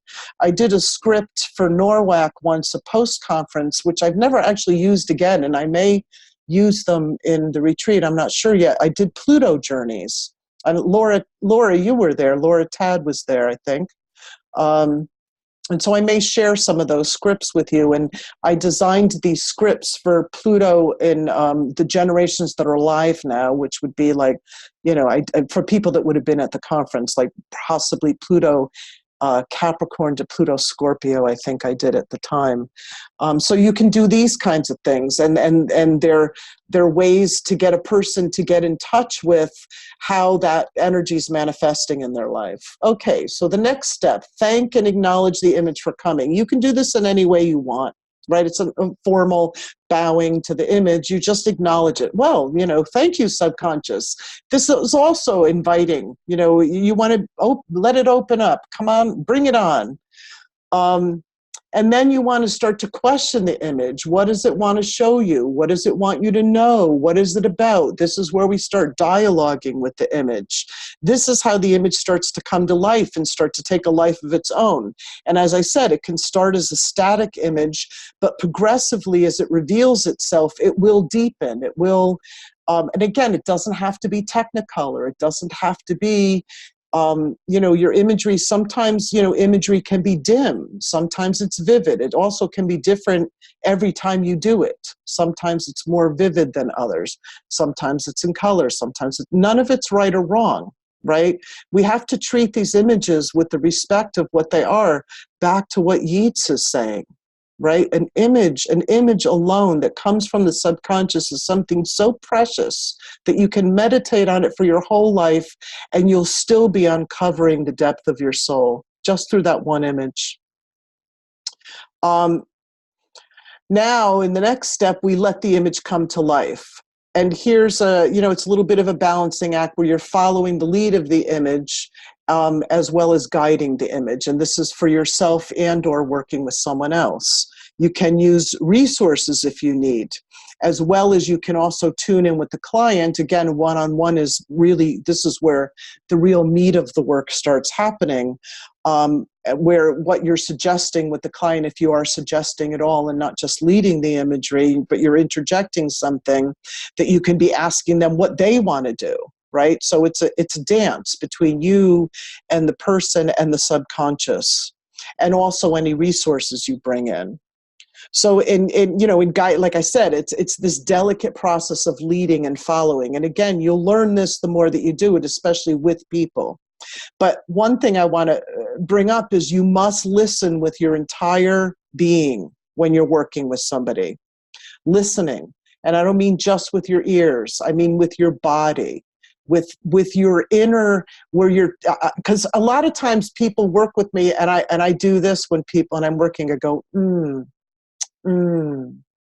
and sometimes people go, what are you thinking, or what do you do? And that is like me tasting what they're saying. I'm taking it in. I'm taking it with all of my senses. Everything, my whole body. I don't think when people are talking to me, when I'm working in that way. I go into a kind of trance state. I'm not thinking. But I'm allowing associations to come. I'm allowing my own imagery. I'm allowing emotions, and I'm listening to them so intently that I'm feeling them. And lots of times I'm getting their imagery as well, right? So this is an important thing, because you want to have that sensitivity, because you're going to be following the energy and the feeling of the imagery journey. Right? Lots of times when I'm working with people in imagery, I have my eyes closed as well, because I'm following an imagery in my own mind, which then, because I'm also picking up the client's feeling and pondering what is the dilemma they brought, or what is the outcome that we want? What is the intention that we started with? Like I said, that's always what you return to. And that's how that's how you start to learn the dance, right? Where you interject or you just keep moving the imagery forward, and as a guide, right? So in guiding somebody, you might want to be interjecting something like, and I'll give you some examples of this, or you might just want to move the imagery forward. Their eyes are closed. They want to know you're still there. You want to say, oh, so, okay. So that dragon is, flying through the clouds. Where is the dragon going? Right? The more that you engage like that and just move it forward, that also helps the client. I do a lot of these imagery journeys myself, but I have to tell you, after years and years and years of doing all kinds of inner imagery work, I love being guided on a one-on-one, because I can let go even more, right? I don't have to do all that first attention, second attention. I'm the director, I'm the actor, I'm the I'm the playwright. I don't have to do all of that. Somebody else can do it for me. And then I can just really go into it. And it's a wonderful feeling when you can do that, especially, when you're working with somebody that's really tuned into you. And that makes a big difference, right? If you're really tuned into that person, their psyche knows it. Their psyche will trust you more. Their psyche will reveal more. Okay, so then we're letting the image come to life.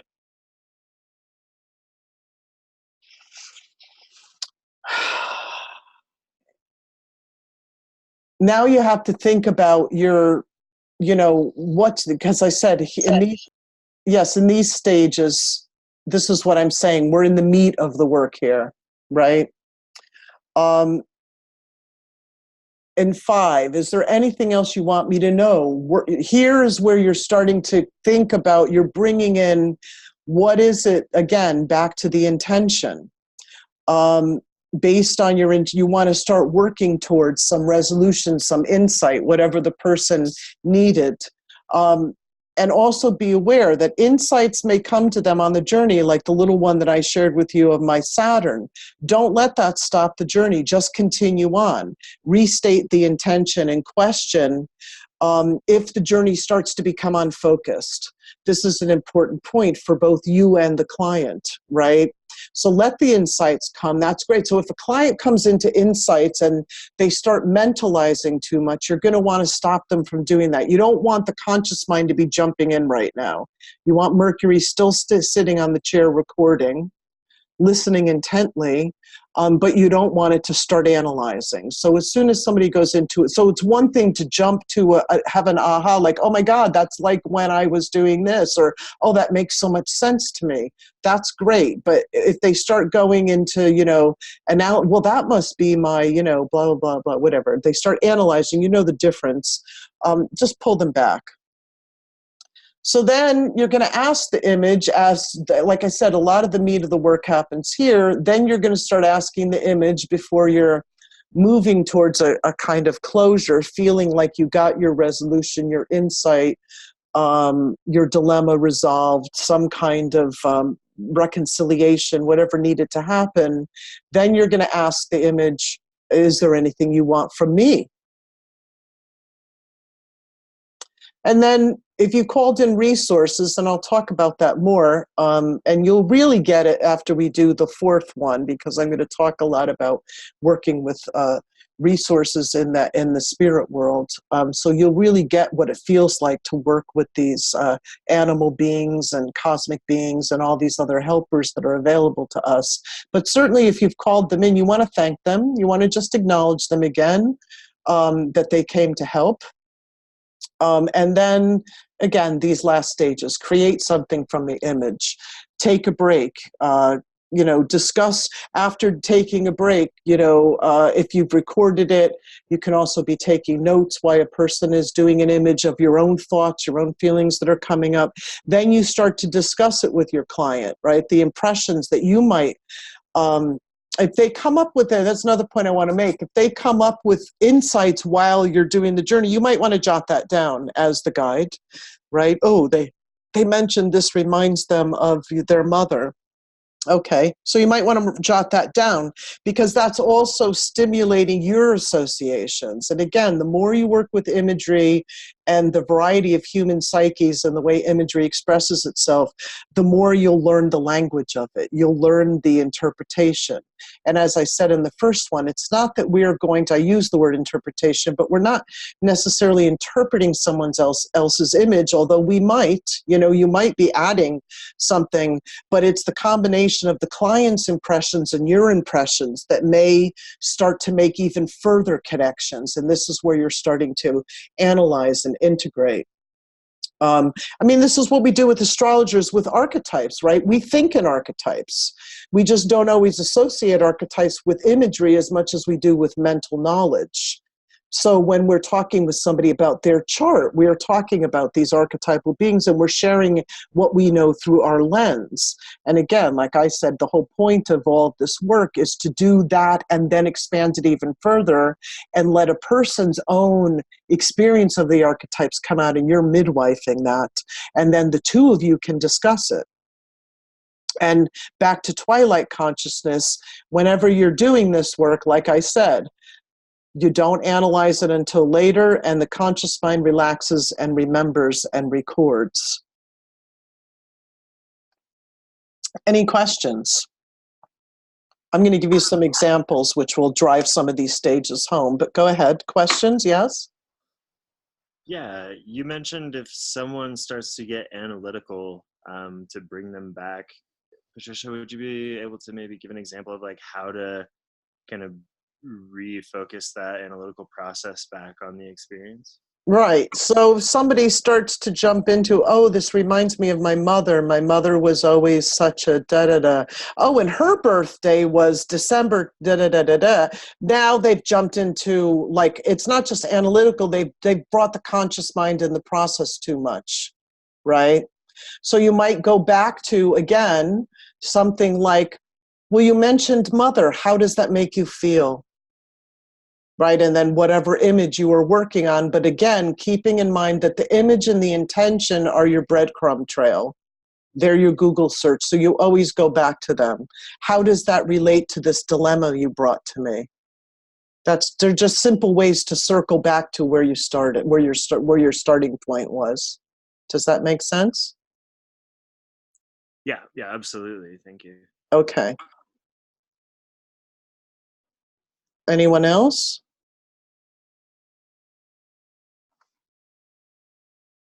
Okay, I'm going to share a journey that I did. This is a moon journey I did a long time ago, actually, several years ago.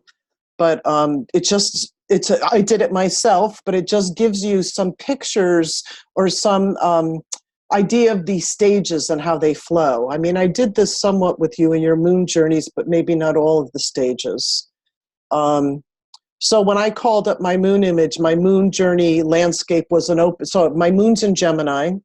And my moon is, I should have put my chart up, but I didn't. My moon's at a T-square in the 3rd house in Gemini.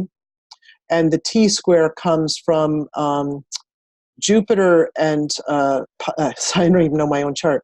Jupiter and Chiron in Pisces in the 12th, and Pluto, Uranus in Virgo in the 6th. So it's a T-square, and then it's in gibbous opposition to the sun. So I have a mutable cross, and the sun's in Sag in the 9th. And now again, when I did my moon journey just like you did, it's not like I was going in there with all these analytical things. I'm just like, I want to experience my personal moon. Let's see what comes. So my moon journey landscape where I started was this open field with grains, but then it kept switching to standing at the edge of the ocean. It's going back and forth. It's going back and forth between grains and ocean. And in that moment, I realized this is a bit analytical, but again, I can let that happen and then let it go because I've experienced doing this. So I realized all of a sudden, I'm like, oh, it's Virgo Pisces, right? The grains and the ocean. And of course, the moon is duality. It's Gemini, right? So I got two images I'm working with. So it's okay. I just stayed in the changing landscape and I allowed the moon to rise and I wanted to meet her. And she was just like this picture, so low that I could touch her. I could feel it. And then I started, again, I made correlations later too that I'm sharing. Gemini rules the hands, tactile. And in my imagery, I went up to the moon and I was feeling her. And it was like a bumpy sponge, but I could feel it. It wasn't hard, it was spongy. And then I said to the moon, well, what do you want me to know? Again, what are you doing here? What do you want to show me? What you want me to know? And a voice said, I tend to be clairaudient, so I hear. It's not always that way. Not everybody has those, some people are more kinesthetic or they just get it through feelings. Some people get it through just knowing. We have to honor, I'll talk about that more. We have to honor all the inner senses and the way that imagery comes. Anyway, I tend to be very audient. So the voice said to me, of course, I'm a Gemini moon, right? Voice said, be sunny, be bright.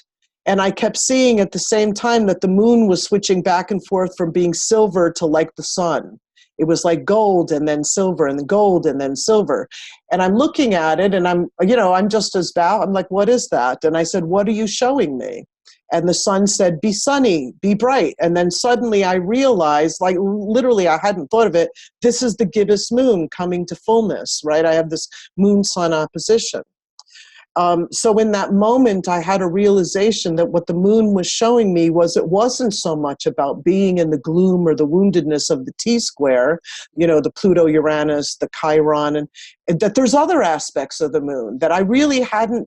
Wow, I was really like, wow, my moon is sunny and bright. I mean, I think of my Sag as sunny and bright. But of course, a Gemini moon has the same kind of joviality or potentiality for that. And then I said to the image, what else do you want to show me? And then this hand came out of the moon, and there was all these little children that showed up in my image, and they were holding up empty cups to the moon, and the moon hand scattered this candy to them, landing in their cups, and all the children were jumping up and down, and they were happy, and they ran over to me in my imagery, and they started hugging me, and they were like these little monkeys. And think about it, moon can also be about childhood, but memories of all kinds, right? So the moon is also a representation of the inner child. But then when all these little children ran up to me with their cups with candy and they were hugging me and jumping all over me, I instantly went back to a current life memory when I was in my 30s and I was in India. Again, thinking of reverie going into active imagination. My memory is associative. It's naturally associative. This is why, again, it's great and it's useful, but you have to also keep it on track if somebody goes too far off track. So for me, it went into this current life memory when I was in my 30s and I was in India at an ashram and I was teaching English to orphan children, right? Gemini moon with the T-squares, right? I was an orphan myself. I was adopted. So, and I remember they were literally these kids when I was sitting on the floor with them or on the ground with them, teaching them in India, they would crawl all over me like little monkeys. And they were and I was so overjoyed to be there with them because despite these kids having absolutely nothing, they were so full of just innocence and joy. And it was so healing for me because at that time, this is way back in my 30s, I was really working on my abandonment issues. So it was a whole big series. All these revelations started coming to me, blah, blah. And that whole experience that I had in India had led to a huge healing that was followed by the experience of meeting my birth mother. And it was also immensely healing, and it was all completely divinely orchestrated. So it was this big, amazing thing. In the moment of my moon journey, I just started bawling, right? The cathartic release came. I was just experiencing all that joy and grace returned to me, and I was just experiencing kind of like these tears of joy. So I let that happen. That was great. And then I asked the image, you asked Moon, is there anything else you want me to know? And the Moon said, give the children candy, tell them stories. Now, this is back in my 30s. So, and I laugh now because I think, of course a Gemini moon would say that. But this is before the work I was doing what I do now, right? And my book that I wrote years later was all about people's stories. So I said and I love people's stories. This is the meat of my work, the thing that brings me joy. I mean, I've regressed tens of thousands of people around the world. Every single story is precious to me. I love them. So I say to the moon, is there anything else you want from me? And the image of the hand and the moon scatters the candy all along the shore, right? And it says, like tell the stories far and wide. Like, go ahead and do it. Again, back in my 30s. So like I said, part of the work that I'm doing even here in encouraging you to let these stories come, let these images come to life, let these inner characters emerge, is an even further part of this work that I've been doing now for 20, 30 years. And, there's going to be a book coming out of all of this too. So the moon's urging of scattering the candy along the shore, it's still happening, right? I'm still working on it. So pretty interesting. Now I want to share a client's journey. And this one involves a lot of different technique, and some of it you'll still be learning, but and some of it I haven't talked about yet. This is an example I like to share a lot, so some of you might have heard it before, but it's such an incredible, it's so incredibly illustrative of so many principles that I like to share when I'm talking about working with imagery. So I call this slide the perfect relationship. And this is a client that came to me, and you'll get how long ago it was because of the signature I'm going to give you. She had a natal Libra in, a natal Venus, Venus in Libra, and transiting Saturn was retrograde conjuncting it. Hold on, water. So You can tell when that happened. That was several years ago. So she comes to me with her issue of this relationship that she's in, of course, Venus and Libra. And I think it was even in the 7th house. It was a pretty strong double archetype. And she's talking to me about her relationship. And she said, all of a sudden in this relationship, it's starting to feel confining. And I'm thinking with transiting Saturn conjunct, you think? And she said, oh, he's letting me down. He's not what I thought he was. Again, you think? Right? The over-idealization of Libra is now meeting Saturn, right? Saturn's got a message there. So this is for me, this is a perfect ground for imagery. Now, I could have sat there and talked with her about, well, Saturn is conjuncting your Venus, and, it's time for you to get real in relationships and maybe let go of some of your expectations. And so we know all of that. And I could do that, and I do that with clients. But in this instance, it was so clear to me that, wow, this is a great ground for some imagery. So I got her into the image, and I just kind of had her close her eyes. And I said, I want you to feel, this Venus in Libra. I don't even know if I told her that, but in my head, I was thinking that. Feel the relationship before it started to feel confining.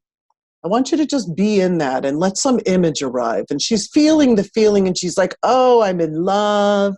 He's in love. I love everything about him, and I can't do enough for him. And so I say to her, if you were to give that feeling an image, what would it be? This is the perfect way to phrase to invite the subconscious. I didn't even say to her, let's get an image. If you phrase it in that way, well, if you were a character, what would it be? What would they look like? You're inviting, right? It's non-threatening to the psyche. So if you're to give that feeling an image, what would it be? And all of a sudden she sees two lovers in a park having a picnic under a tree, and she says, oh, it's spring. And so I'm encouraging her to be very descriptive, tactile, visual, involve all the senses, right? This is the language of the subconscious. So it's sunny and there's flower petals floating off the tree. I mean, decidedly this is an idyllic Venus and Libra image, right?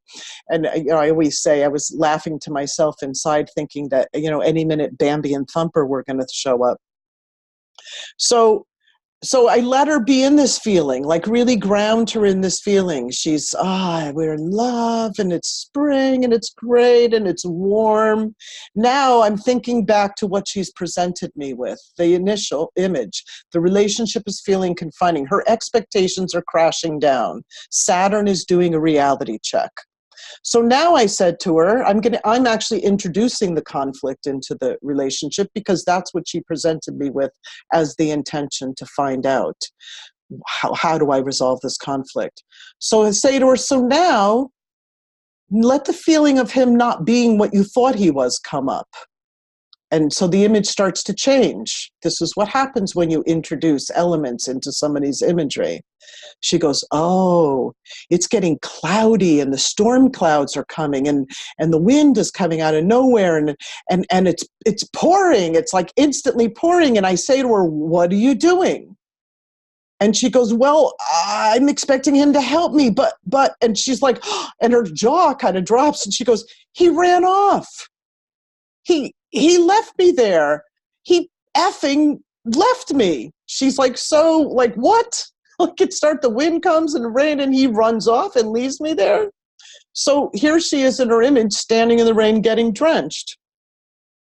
Now, I'm going to talk about this in the next one. Gestalt is a technique that we'll also be applying to imagery, but in other ways too. And in Gestalt, when you work with Gestalt and dream work, you become different parts of the image, or you allow different parts of the image to have a voice. And this is one thing, like they say in dream analysis also, all the parts of the dream have something to say. They have something to express. So now I want to hear the rain. Right? What is the rain? So I say to her, well, let's hear what the rain has to say. Listen to the storm, because she's standing there getting drenched. Alternately, I could have said to her in true Gestalt fashion, become the storm, but I wasn't doing that. That'll be the next one. So the storm says, well, I'm just doing what I'm supposed to do. The flowers need water, and that's what I do. And I'm following her, how her psyche is processing the conflict and how her psyche might be presenting resolutions to the conflict. Because, this is a principle of the psyche. Given the right container, it will correct itself. And imagery is the perfect container for that. So what I'm hearing her saying when she's talking, when the rain is saying, well, the flowers need water. What I'm hearing is that the rain is talking about needs being fulfilled, right? Isn't this a common Libra issue? And what she brought to me in the beginning, like, he's letting me down. He's not what I thought he was. I'm doing everything for him and blah, blah, blah. So then now I want to bring it to her personally. So what does the rain have to say to you about your situation? And she starts to laugh. And she said, the rain says, you don't have to stand here, getting drenched. Take care of yourself. And then bang, the catharsis came. She started to cry. That was her aha moment, right? She realized then. And then, we finished up the imagery and we came out and we talked about it. And through this moment, when the rain had said to her, you don't have to stand here alone, because there she was standing there being mad at him for leaving her. And she had this expectation that he was her knight in shining armor and he ran off. Now the rain's saying, take care of yourself. So she realized, and this is her word, she realized that she feared him leaving when she needed him. Thus, she was projecting onto him those fears, causing him to kind of fall from grace. In a way, she realized she was kind of pushing him away. Because she had this lifetime pattern of canceling out her own needs, it was like she was protecting herself from getting hurt again. It was sabotage, right? It was a little bit of the saboteur. So I affirmed for her, and this, now we're discussing it, that it's okay to be in the relationship with your needs. It's not just about her taking care of him. If he really did run away then the relationship was one that was formed of old patterns, and it wouldn't be what's serving what Saturn wants right now, right? It's not, if not, she was learning how to negotiate a relationship with her needs and his needs. And that, to me, is what, Saturn was intending. Form a more mature relationship. Rather than this entranced fantasy kind, it doesn't have to be perfect. It's not going to be perfect. Let some reality puncture that, and then see if the relationship survives the test of time. That's a Saturnian thing. When she did follow up with me, she said that's what she was doing. She was introducing her needs more into the relationship. She was allowing him to be human and not her perfect Libran ideal.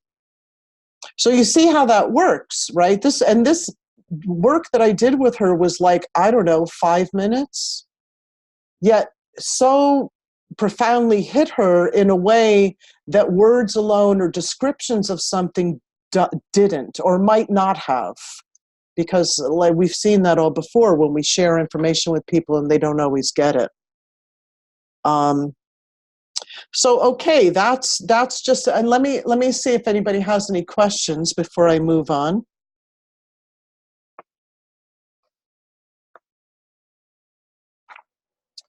Okay, you guys want to do an exercise? I'm going to come back and look at you all. I turn this off when I'm, hold on, because of the way this is recording.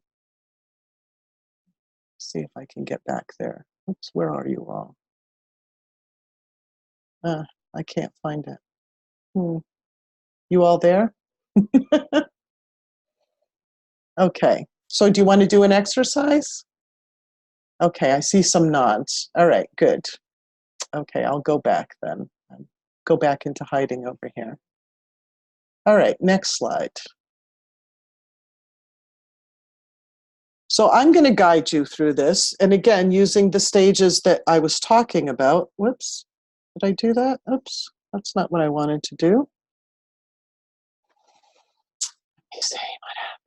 That's it. Okay, we'll go back to that other slide. So, you know, the recent transit, I did this exercise at UAC in one of my lectures, and we did it as a group, and it was great, and people shared their imagery, and it was a lot of fun. And as I said, transits are interesting. Collective transits are interesting also, not just looking at how it's hitting your chart, but what is this new transit? You know, we're going to have this Pluto-Saturn synod happening. That's all. Everybody's talking about that. Well, you know, Uranus going into Taurus is a kind of relatively new thing. We're still feeling it out. We're still kind of figuring out what does it mean. We may already start to be seeing how it's manifesting, but what does it mean? So I decided to use this, and so we're going to explore this. And I just put up a couple images here to give you an idea. Again, let the conscious mind have something to chew on, right? These are some suggestive imageries of Uranus's ingress into Taurus. Uranus having those two archetypes, combined. I mean, what's interesting about these two archetypes is that they're not very complementary, right? They're kind of incompatible, right? We know like Uranus has its characteristics, Taurus has its others. So this is also an interesting thing. They seem a bit like a dichotomy to see how they're going to work together. Now, again, remember when you do this imagery journey, it may come through your lens, how it is in your chart, what it might mean for you, and that's fine. You know, or you may be getting a collective image. You may have a big dream or little dream. It doesn't matter. They're all valid. Big dreams, little dreams. Okay, so everybody ready? I want you to have your earbuds in. And I'm going to ask you to close your eyes.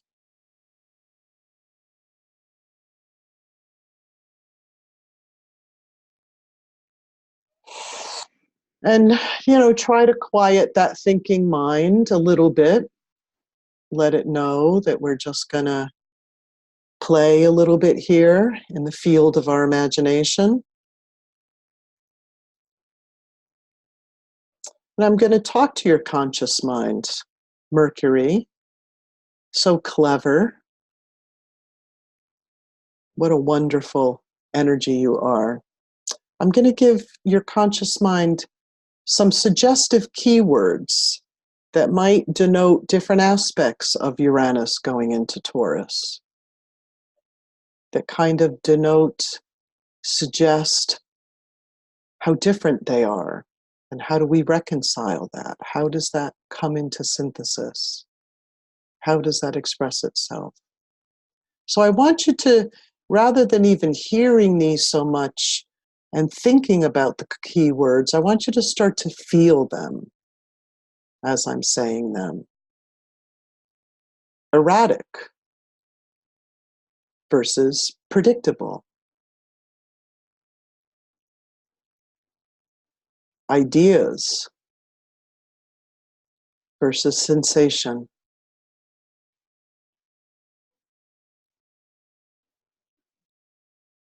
Erratic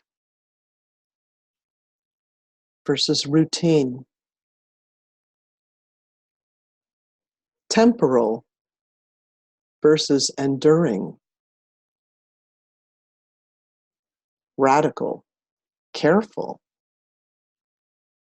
Eccentric, conservative.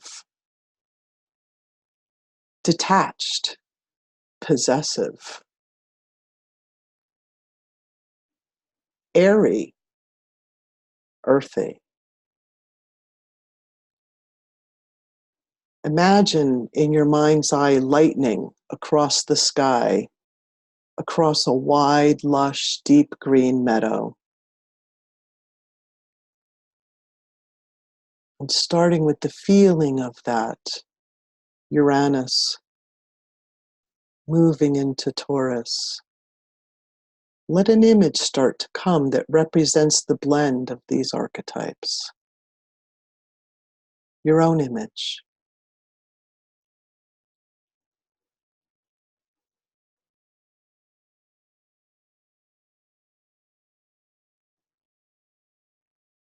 Thank the image for coming. Acknowledge it.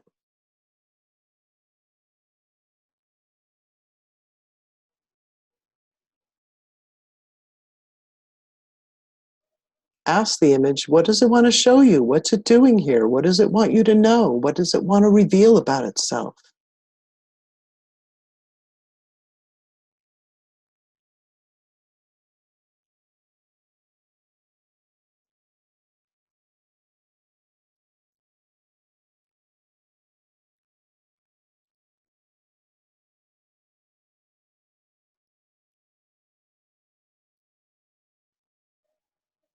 Encourage the image to come to life. Maybe it wants to take you somewhere. Journey with it. Let it show you something about your experience of this transit. Go where it wants to take you. Receive what it wants to show you. Dialogue with it.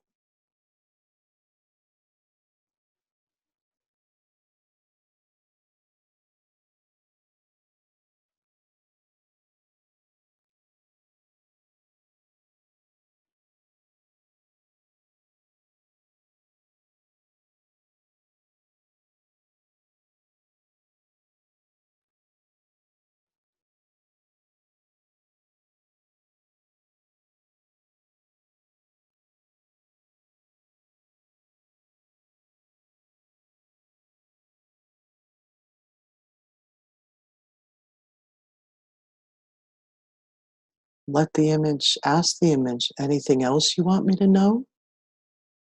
When you feel you're ready.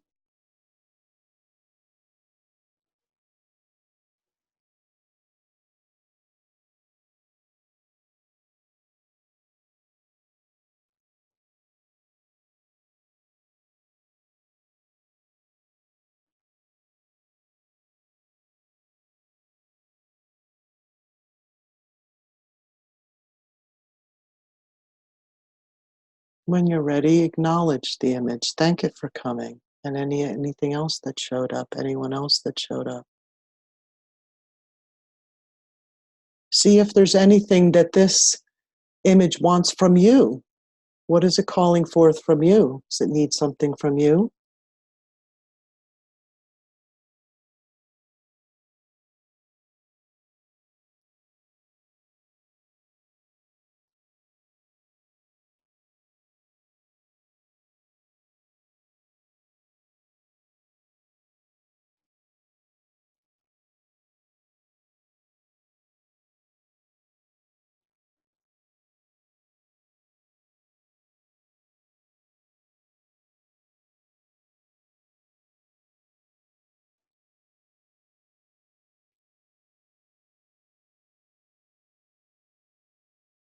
And again, acknowledge the image, thank it, and when you're ready, come back.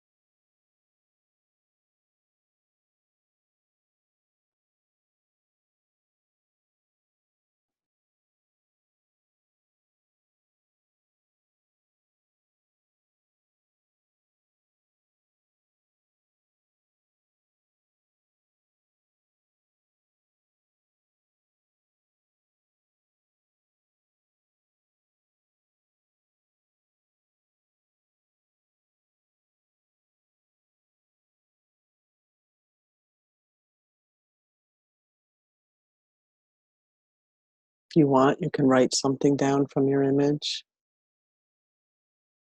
But not now. I mean, now you can.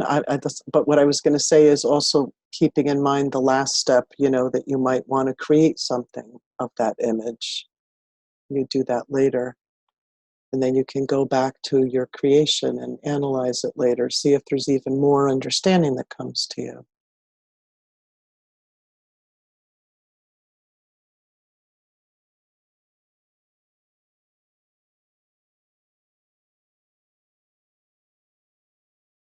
Anybody want to share something they got? Piece of it or all of it?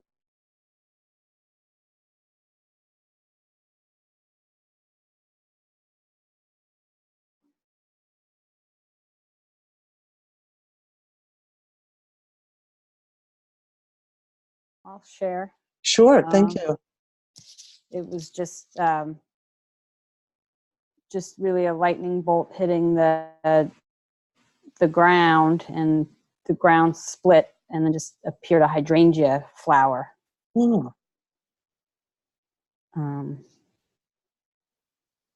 And the transit is occurring over my my IC. It's been going back and forth. So did you get a chance to dialogue with the hydrangea or ask it what it was about, or? No, I couldn't get that deep. Right. Well, that might be, again, this is, I always like these things, either doing it on your own or guiding somebody personally. So that's not a fault of yours. So you have a very interesting image though, right? So you can go further with this on your own. You can go back into that static image of the lightning and the ground opening, maybe draw that, or however it is, even if you just write it as a word picture, right? Cavern opening, hydrangea there. What color is the hydrangea? When you go back into the image, you can then smell, what is, and start questioning the hydrangea. Start questioning it. What do you hear? What are you showing me? What do you want me to know? You might want to question the fissure. What is the fissure in the earth, the opening, the crevice? What are you about? You might want to explore those different things and dialogue with them. Okay, thank you. Sure.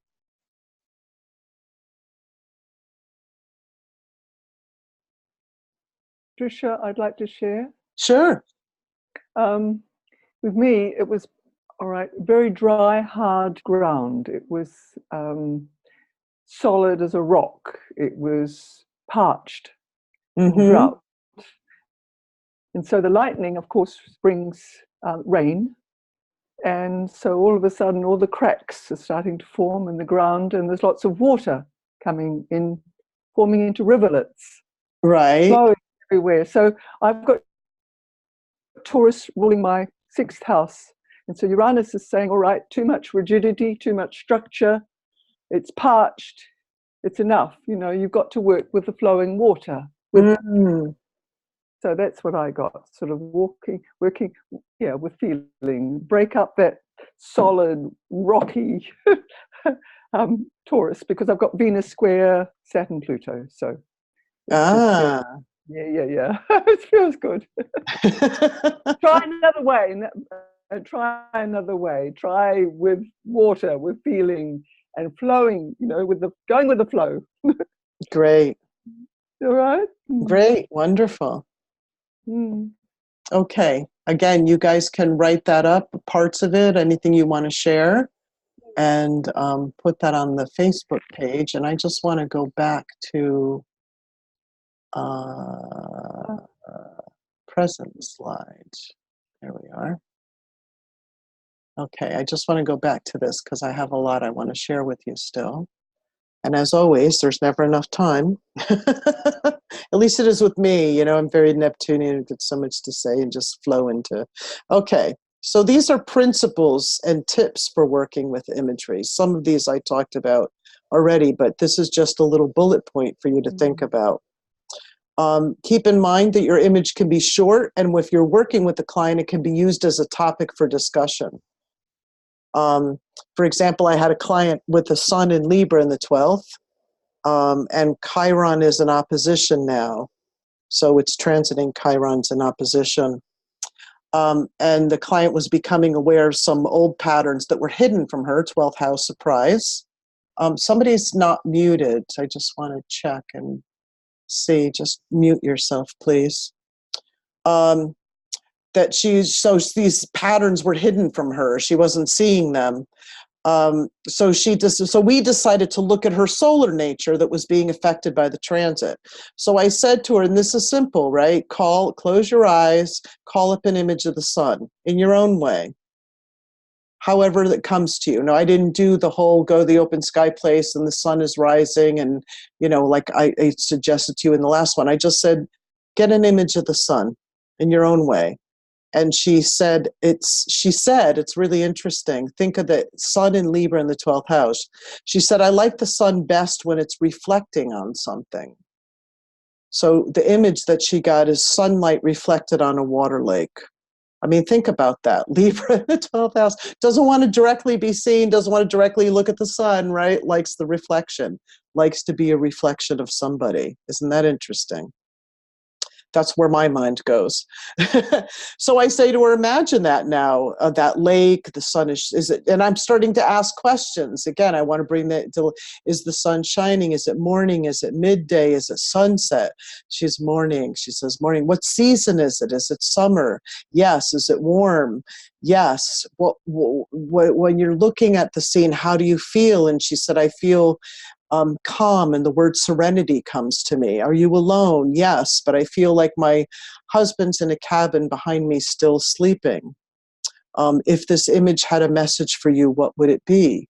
I asked her, and she said, patience. So then that's just a very short thing, like literally 3 minutes.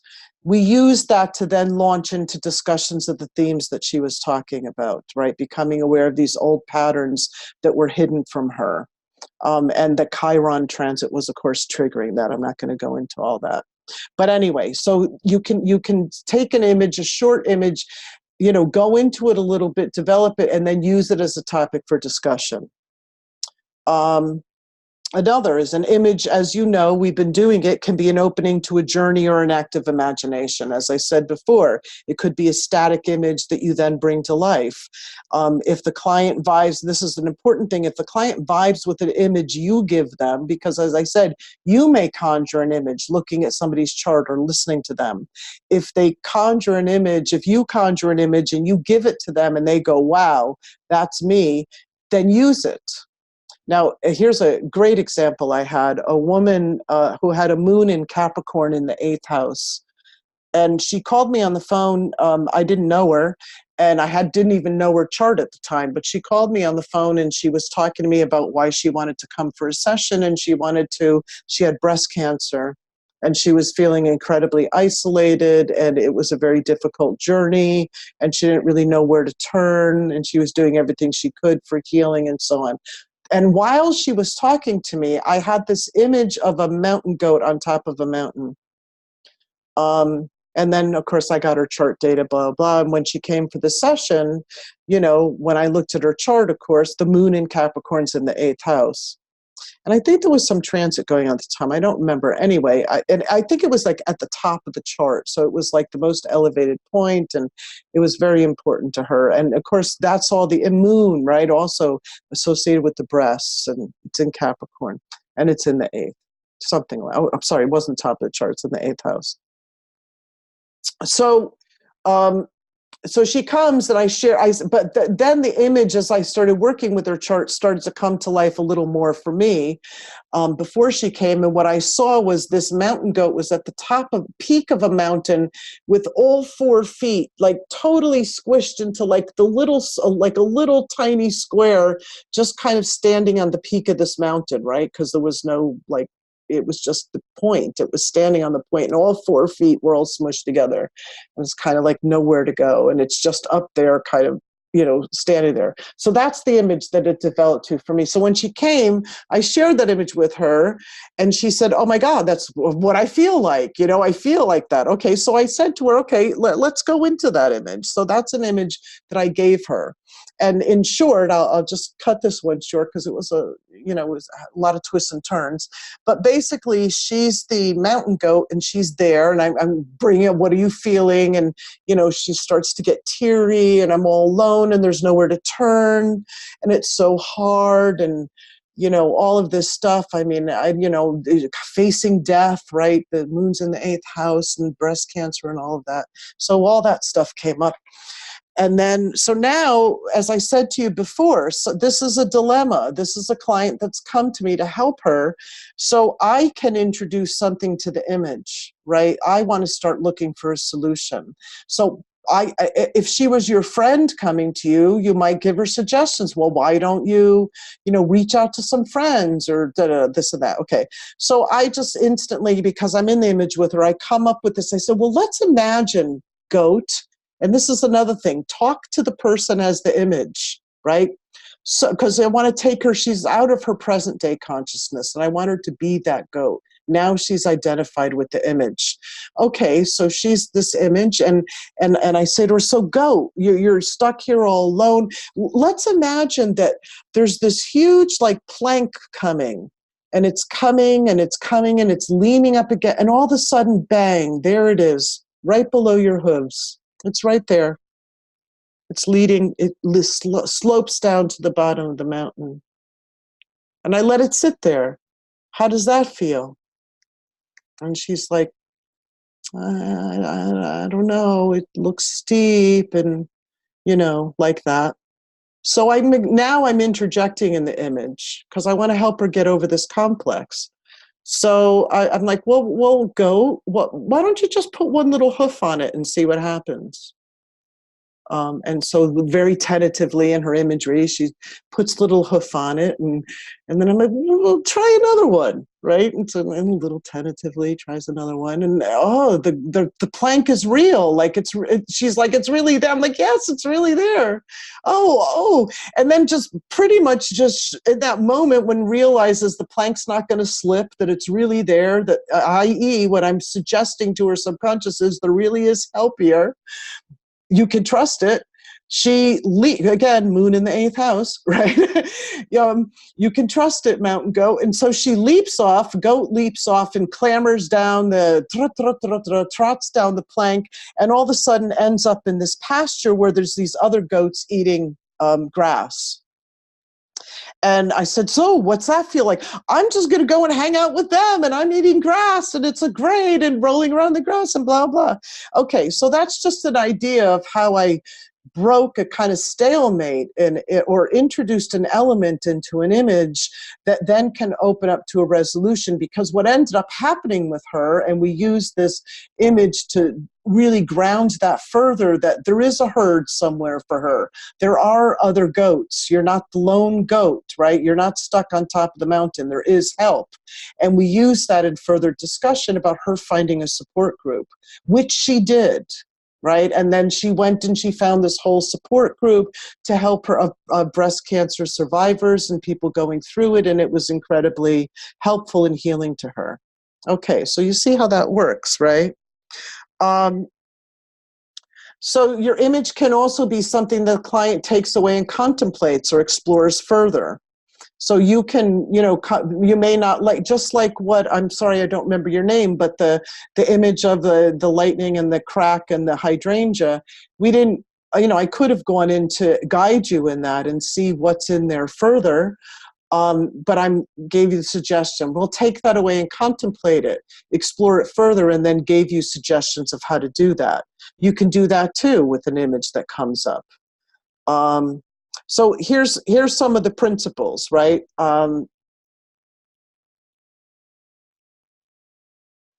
You're a director. I said that before. So when you're guiding somebody, but you have to give space for the actors. You have to let the client and the imagery do its thing. So this is back to that, what I was talking about. There's a dance. When you're working with somebody's imagery, yours or somebody else's, keep it in the present tense.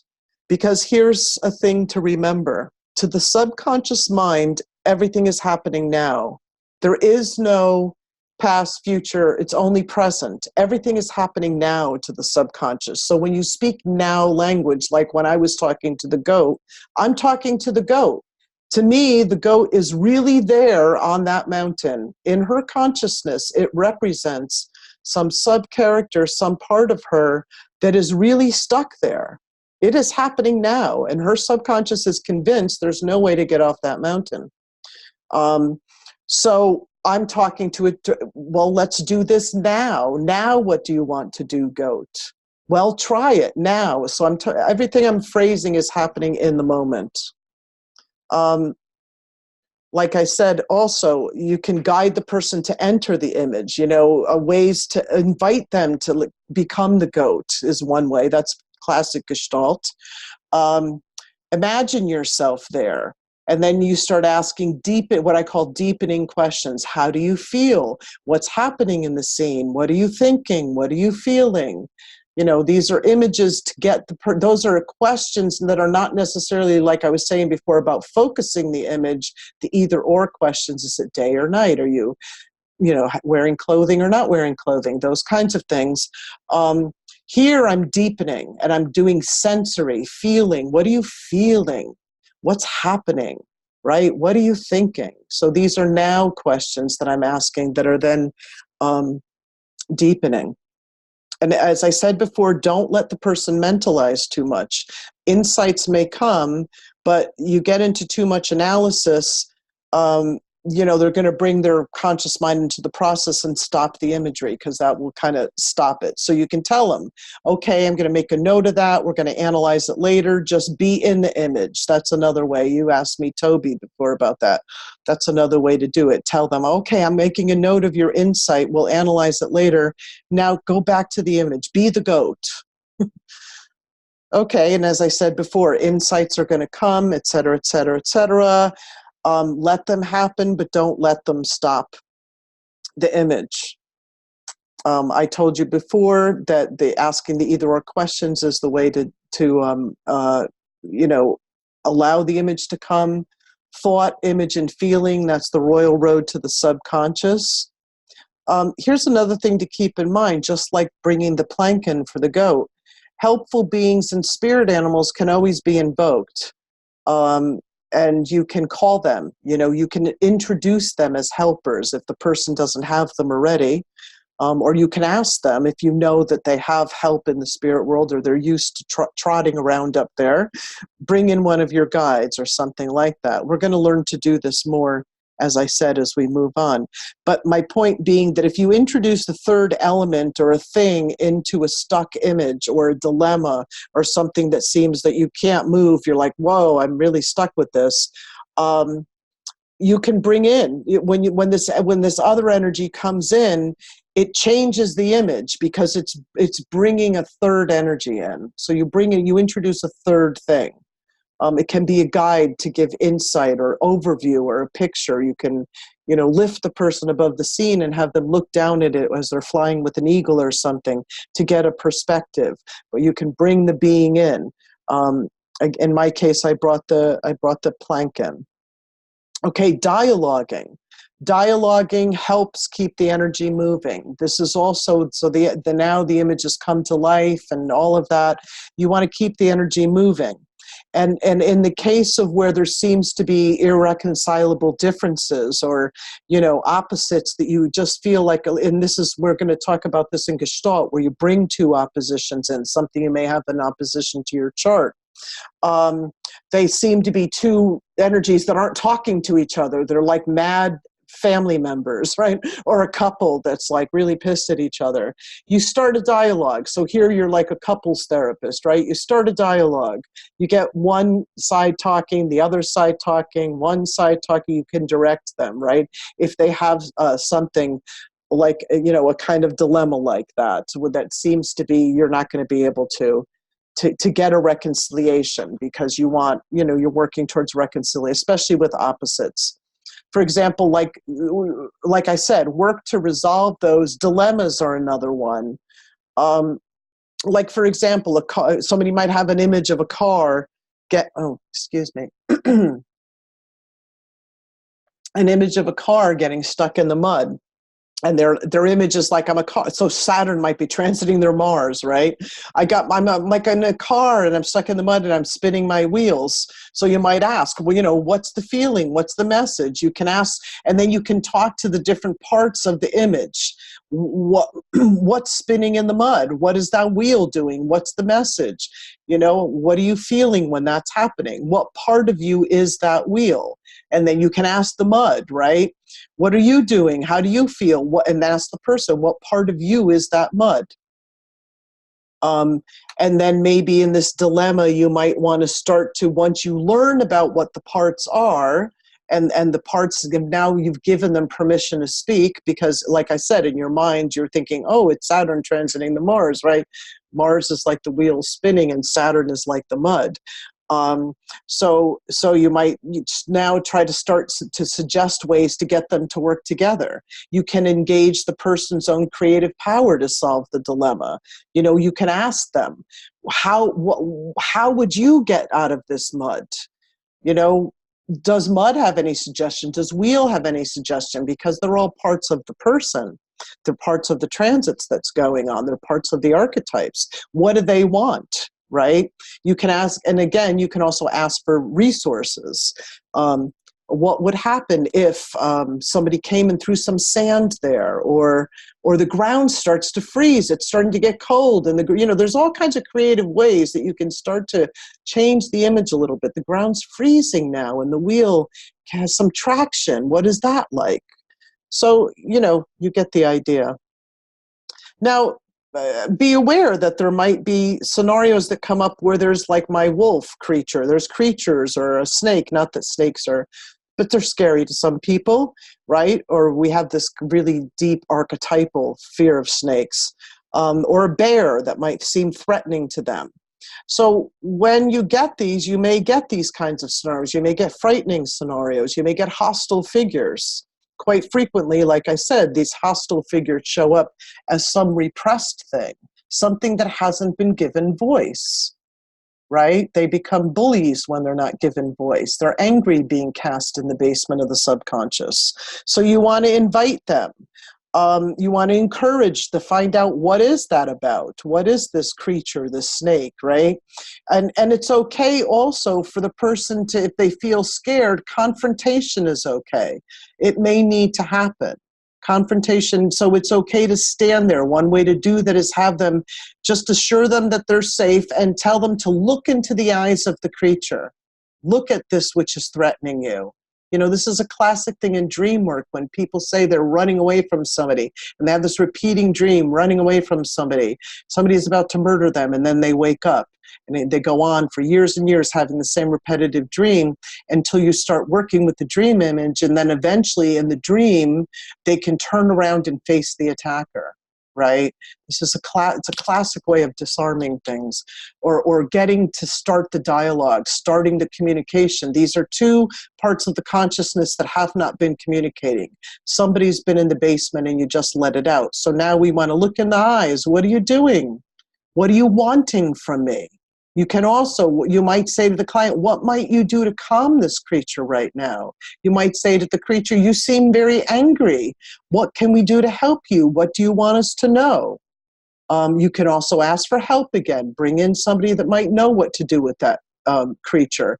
Once you start changing the energy, you can also feed the creature. That's a good strategy, right? You get some food, right? What does a bear like to eat? Oh, look, there's a honey. Hey, look at that, right? Look at this big wad of beeswax with honey. And let it eat that, right? And you're starting to soften. You're softening the conflict here. And then that's going to be, you can start to find out, what does it want? What does it need? The person looks it in the eyes, and maybe you have them say the statement, I see you, I hear you now, you haven't been seen before. What do you want and need from me? That's going to instantly start to soften the confrontation. Right? And then the next step will work towards reconciliation as they dialogue further with it. Like I was talking about my wolf creature becoming the puppy dog. I called in some help. You can call in some help. Reconciliation with hostile figures, like I said, frequently softens them. It reveals what's underneath. With encouragement, you might ask the person to, they're facing the hostile figure or the creature, you might ask them to pet it or offer it kindness in some way. Or like I said, so let's say it's a big threatening bear. You can also, if a person's standing there in confrontation and then nothing's changing, this is actually an opportune moment. You have two things facing each other, one threatening, one the client. The client's standing their ground in confrontation. They're looking in the bear's eyes. That's a great image. There's a lot of tension right there, but the client may not be able to break it. And instead of calling in help at that moment, you might be the one. You might be the key person to break it.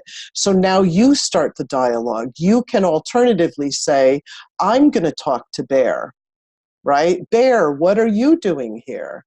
What do you want us to know? And then the client will answer for Bear. What do you hear Bear saying? Or what is Bear? And then the next one, we're going to work where you can actually guide somebody to become different parts of the image. That's what Gestalt, part of what Gestalt is about. So you can be the one that's have it done. Oh, okay. Now, what do you want to say to Bear client, right? Oh, so Bear says, I never get enough attention, and I'm always left out in the cold, and you don't know how soft and fuzzy I am. Oh, client, how do you feel about that? What do you want to say to Bear? So you're directing a dialogue again, just like couples therapy. Get them talking, and that will start to, that'll start to loosen the energy. Okay, where are we on time? We are there. I actually have more material, so I may have to carry it over into. Keep going. More. More. I had a whole bunch of exercises that I wanted us to do. I have to think about this now. Wait, hold on. I can only speak for myself, but I've got nothing but time. I'd love to participate. Well, it is late here on the East Coast. It's 10. I'll have to think about what I'm going to do with that. Either we'll do it at the retreat, or I'll introduce it into one of our next webinars. Let me just look at what I had here to still go over. I had a chart exam. Why is that not working? Stop my share. Sorry. I'm speaking out loud as I'm working over here. Yeah, okay. I had some planetary. I wanted us to do some planetary journey. So here's my idea. I'll tell you what it is, and somewhere I'll build it in. Let me share my slides again. I lost you guys. So what I was going to do is, let me think about this. I was going to have you, what we're going to do is we're going to create a divination deck together. So we're going to kind of go into each of these, oh my goodness, I lost it. We're going to go into each of the planets. We're not going to do it now. We'll have to do it at another time. But we're going to go into each one of the planets, and we're going to get something of the archetype of that planet and just the image. So this isn't an intense imagery. It's something that we're going to do with the hive mind, and we're going to create an imagery deck from it that we're then going to be able to. So have you guys ever seen those astrological dice? You know what I'm talking about? They have like one dice has the planet, and one is the sign, and one is the house. And then people roll them when they ask questions, and you kind of know the archetypes, and you get a Mars and Gemini in the 12th house. And that's your answer. And then you kind of have to figure out what the answer is. We're going to do that, but we're going to do it by creating an image, right? So we're going to do it by just going into the sun and letting imagery come. And then we're going to go into the moon, and then we're going to go. So we're going to do that for all the planets and do them on index cards. So we'll have a planet index card, and we'll have a house index cards, and then we'll have a sign index cards. And we're going to create, using our own hive collective mind, we're going to create a deck with that. Which is kind of fun, huh? And then we can use it during the retreat for divination, but it's something that we'll all create together. Does that sound like fun?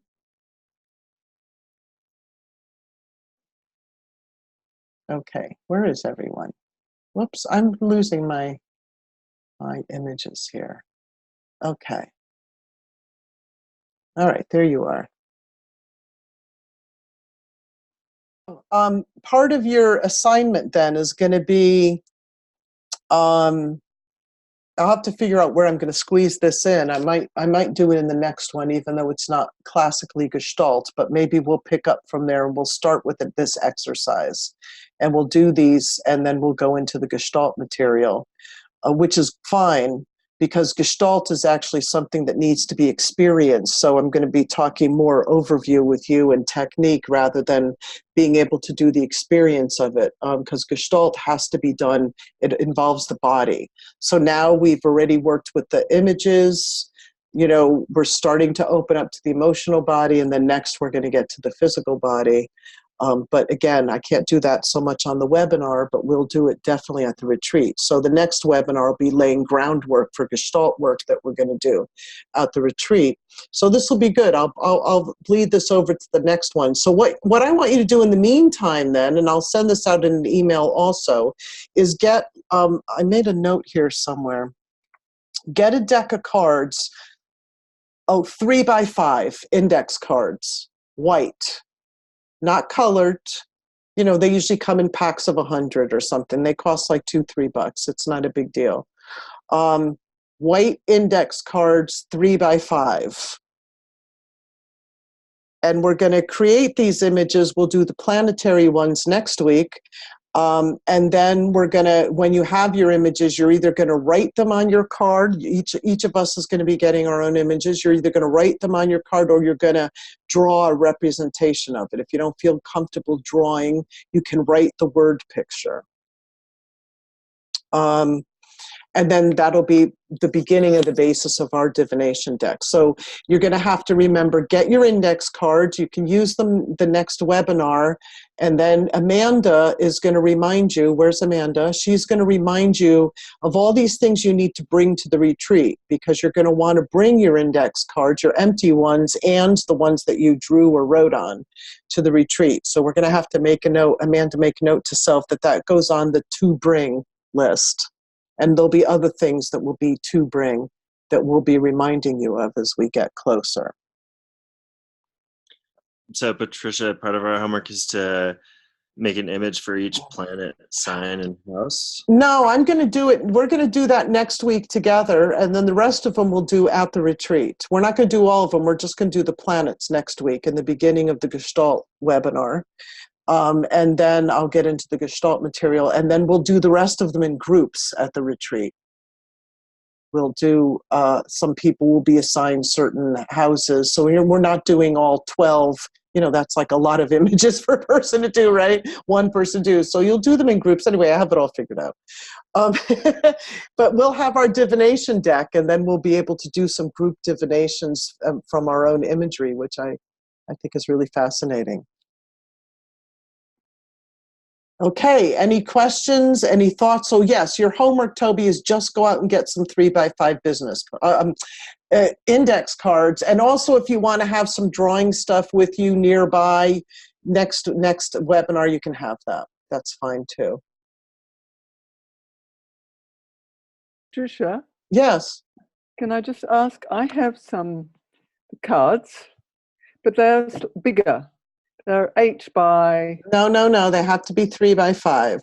Okay, 3x5. Okay, got it. Do they make those in New Zealand? I know you guys get I'm sure that, well, because it's a standard US size, but it's not. Yeah. If you can't, you know what you can do, Chloe? Don't fret about it. If you can't, we will have lots of extra white ones, and you can then draw or write your images. Just make sure you bring them in a notebook then. Well, maybe I can cut them in half. Yeah, I just want them all to be uniform, like so we don't have some big cards on ones. Because when you use a divination deck, and again, white, not colored, right? We want to have. Oh yeah, these are okay. But no, seriously, if the imagery that you get, you can just write it down, and then when you get there, you can write it on the index cards or draw it on the cards that we brought.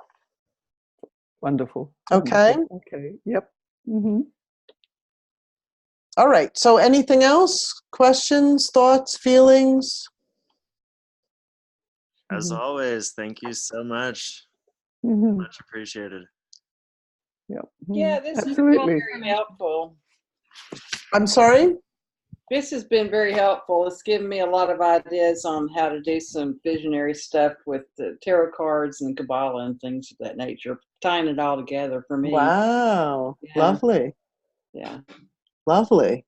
Well, you'll see where, again, like I said, the webinars, I designed these because I want us to, when we're at the retreat, have this, we're all on the same page. We have a framework. It's not like I'm not going to review these things again, but I don't have to get into the big, long, explanations. And, in this PowerPoint, that I have. I'll take out these slides. At the end of this PowerPoint that I was sharing with you, I put the instructions of how to guide imagery and the principles of imagery on plain white backgrounds so that you can have them and print them out. You know, because you don't want to print out the full color PowerPoint, and if you want to have the instructions. But yeah, I do encourage you to do, and you know, you can have those. Again, that's something Amanda's going to remind you. I hope Amanda's listening. Remind you to bring anything that we've given you to print out as handouts for the workshop. So I'm listening. Okay. We're going to remind them to bring any printouts that we've done so far. We can put them in a Drive file at the end, and you can download them, print them before you come. Anyway, so that'll be on the PDF that I email you. So you'll have them. So I want to encourage you to start to look at the stages of imagery and do it yourself. And absolutely encourage you to do active imagination. Do that yourselves. That is a self process. Again, it can be done with somebody else, but those stages that I outlined that Jung talked about, do those with anything, an image, a story, a dream image, a planet, anything, right? I want you to start to practice this. Okay. Patricia, by the way, yes. Just one thing, that the cards that you are they lined? They can be lined, but it's okay. That's fine. So usually index cards are lined on one side and white on the other. Yep. Well, these are lined on both sides, but oh, well, that's okay. Fine. That's okay. Fine, good. Good. Thank you very much. It's been an amazing, wonderful time. All right. Thank you, everyone. Thank you. Thank you. Thank you. Bye-bye. Thanks, Patricia. Bye, everybody. Bye. We'll see you in a couple weeks.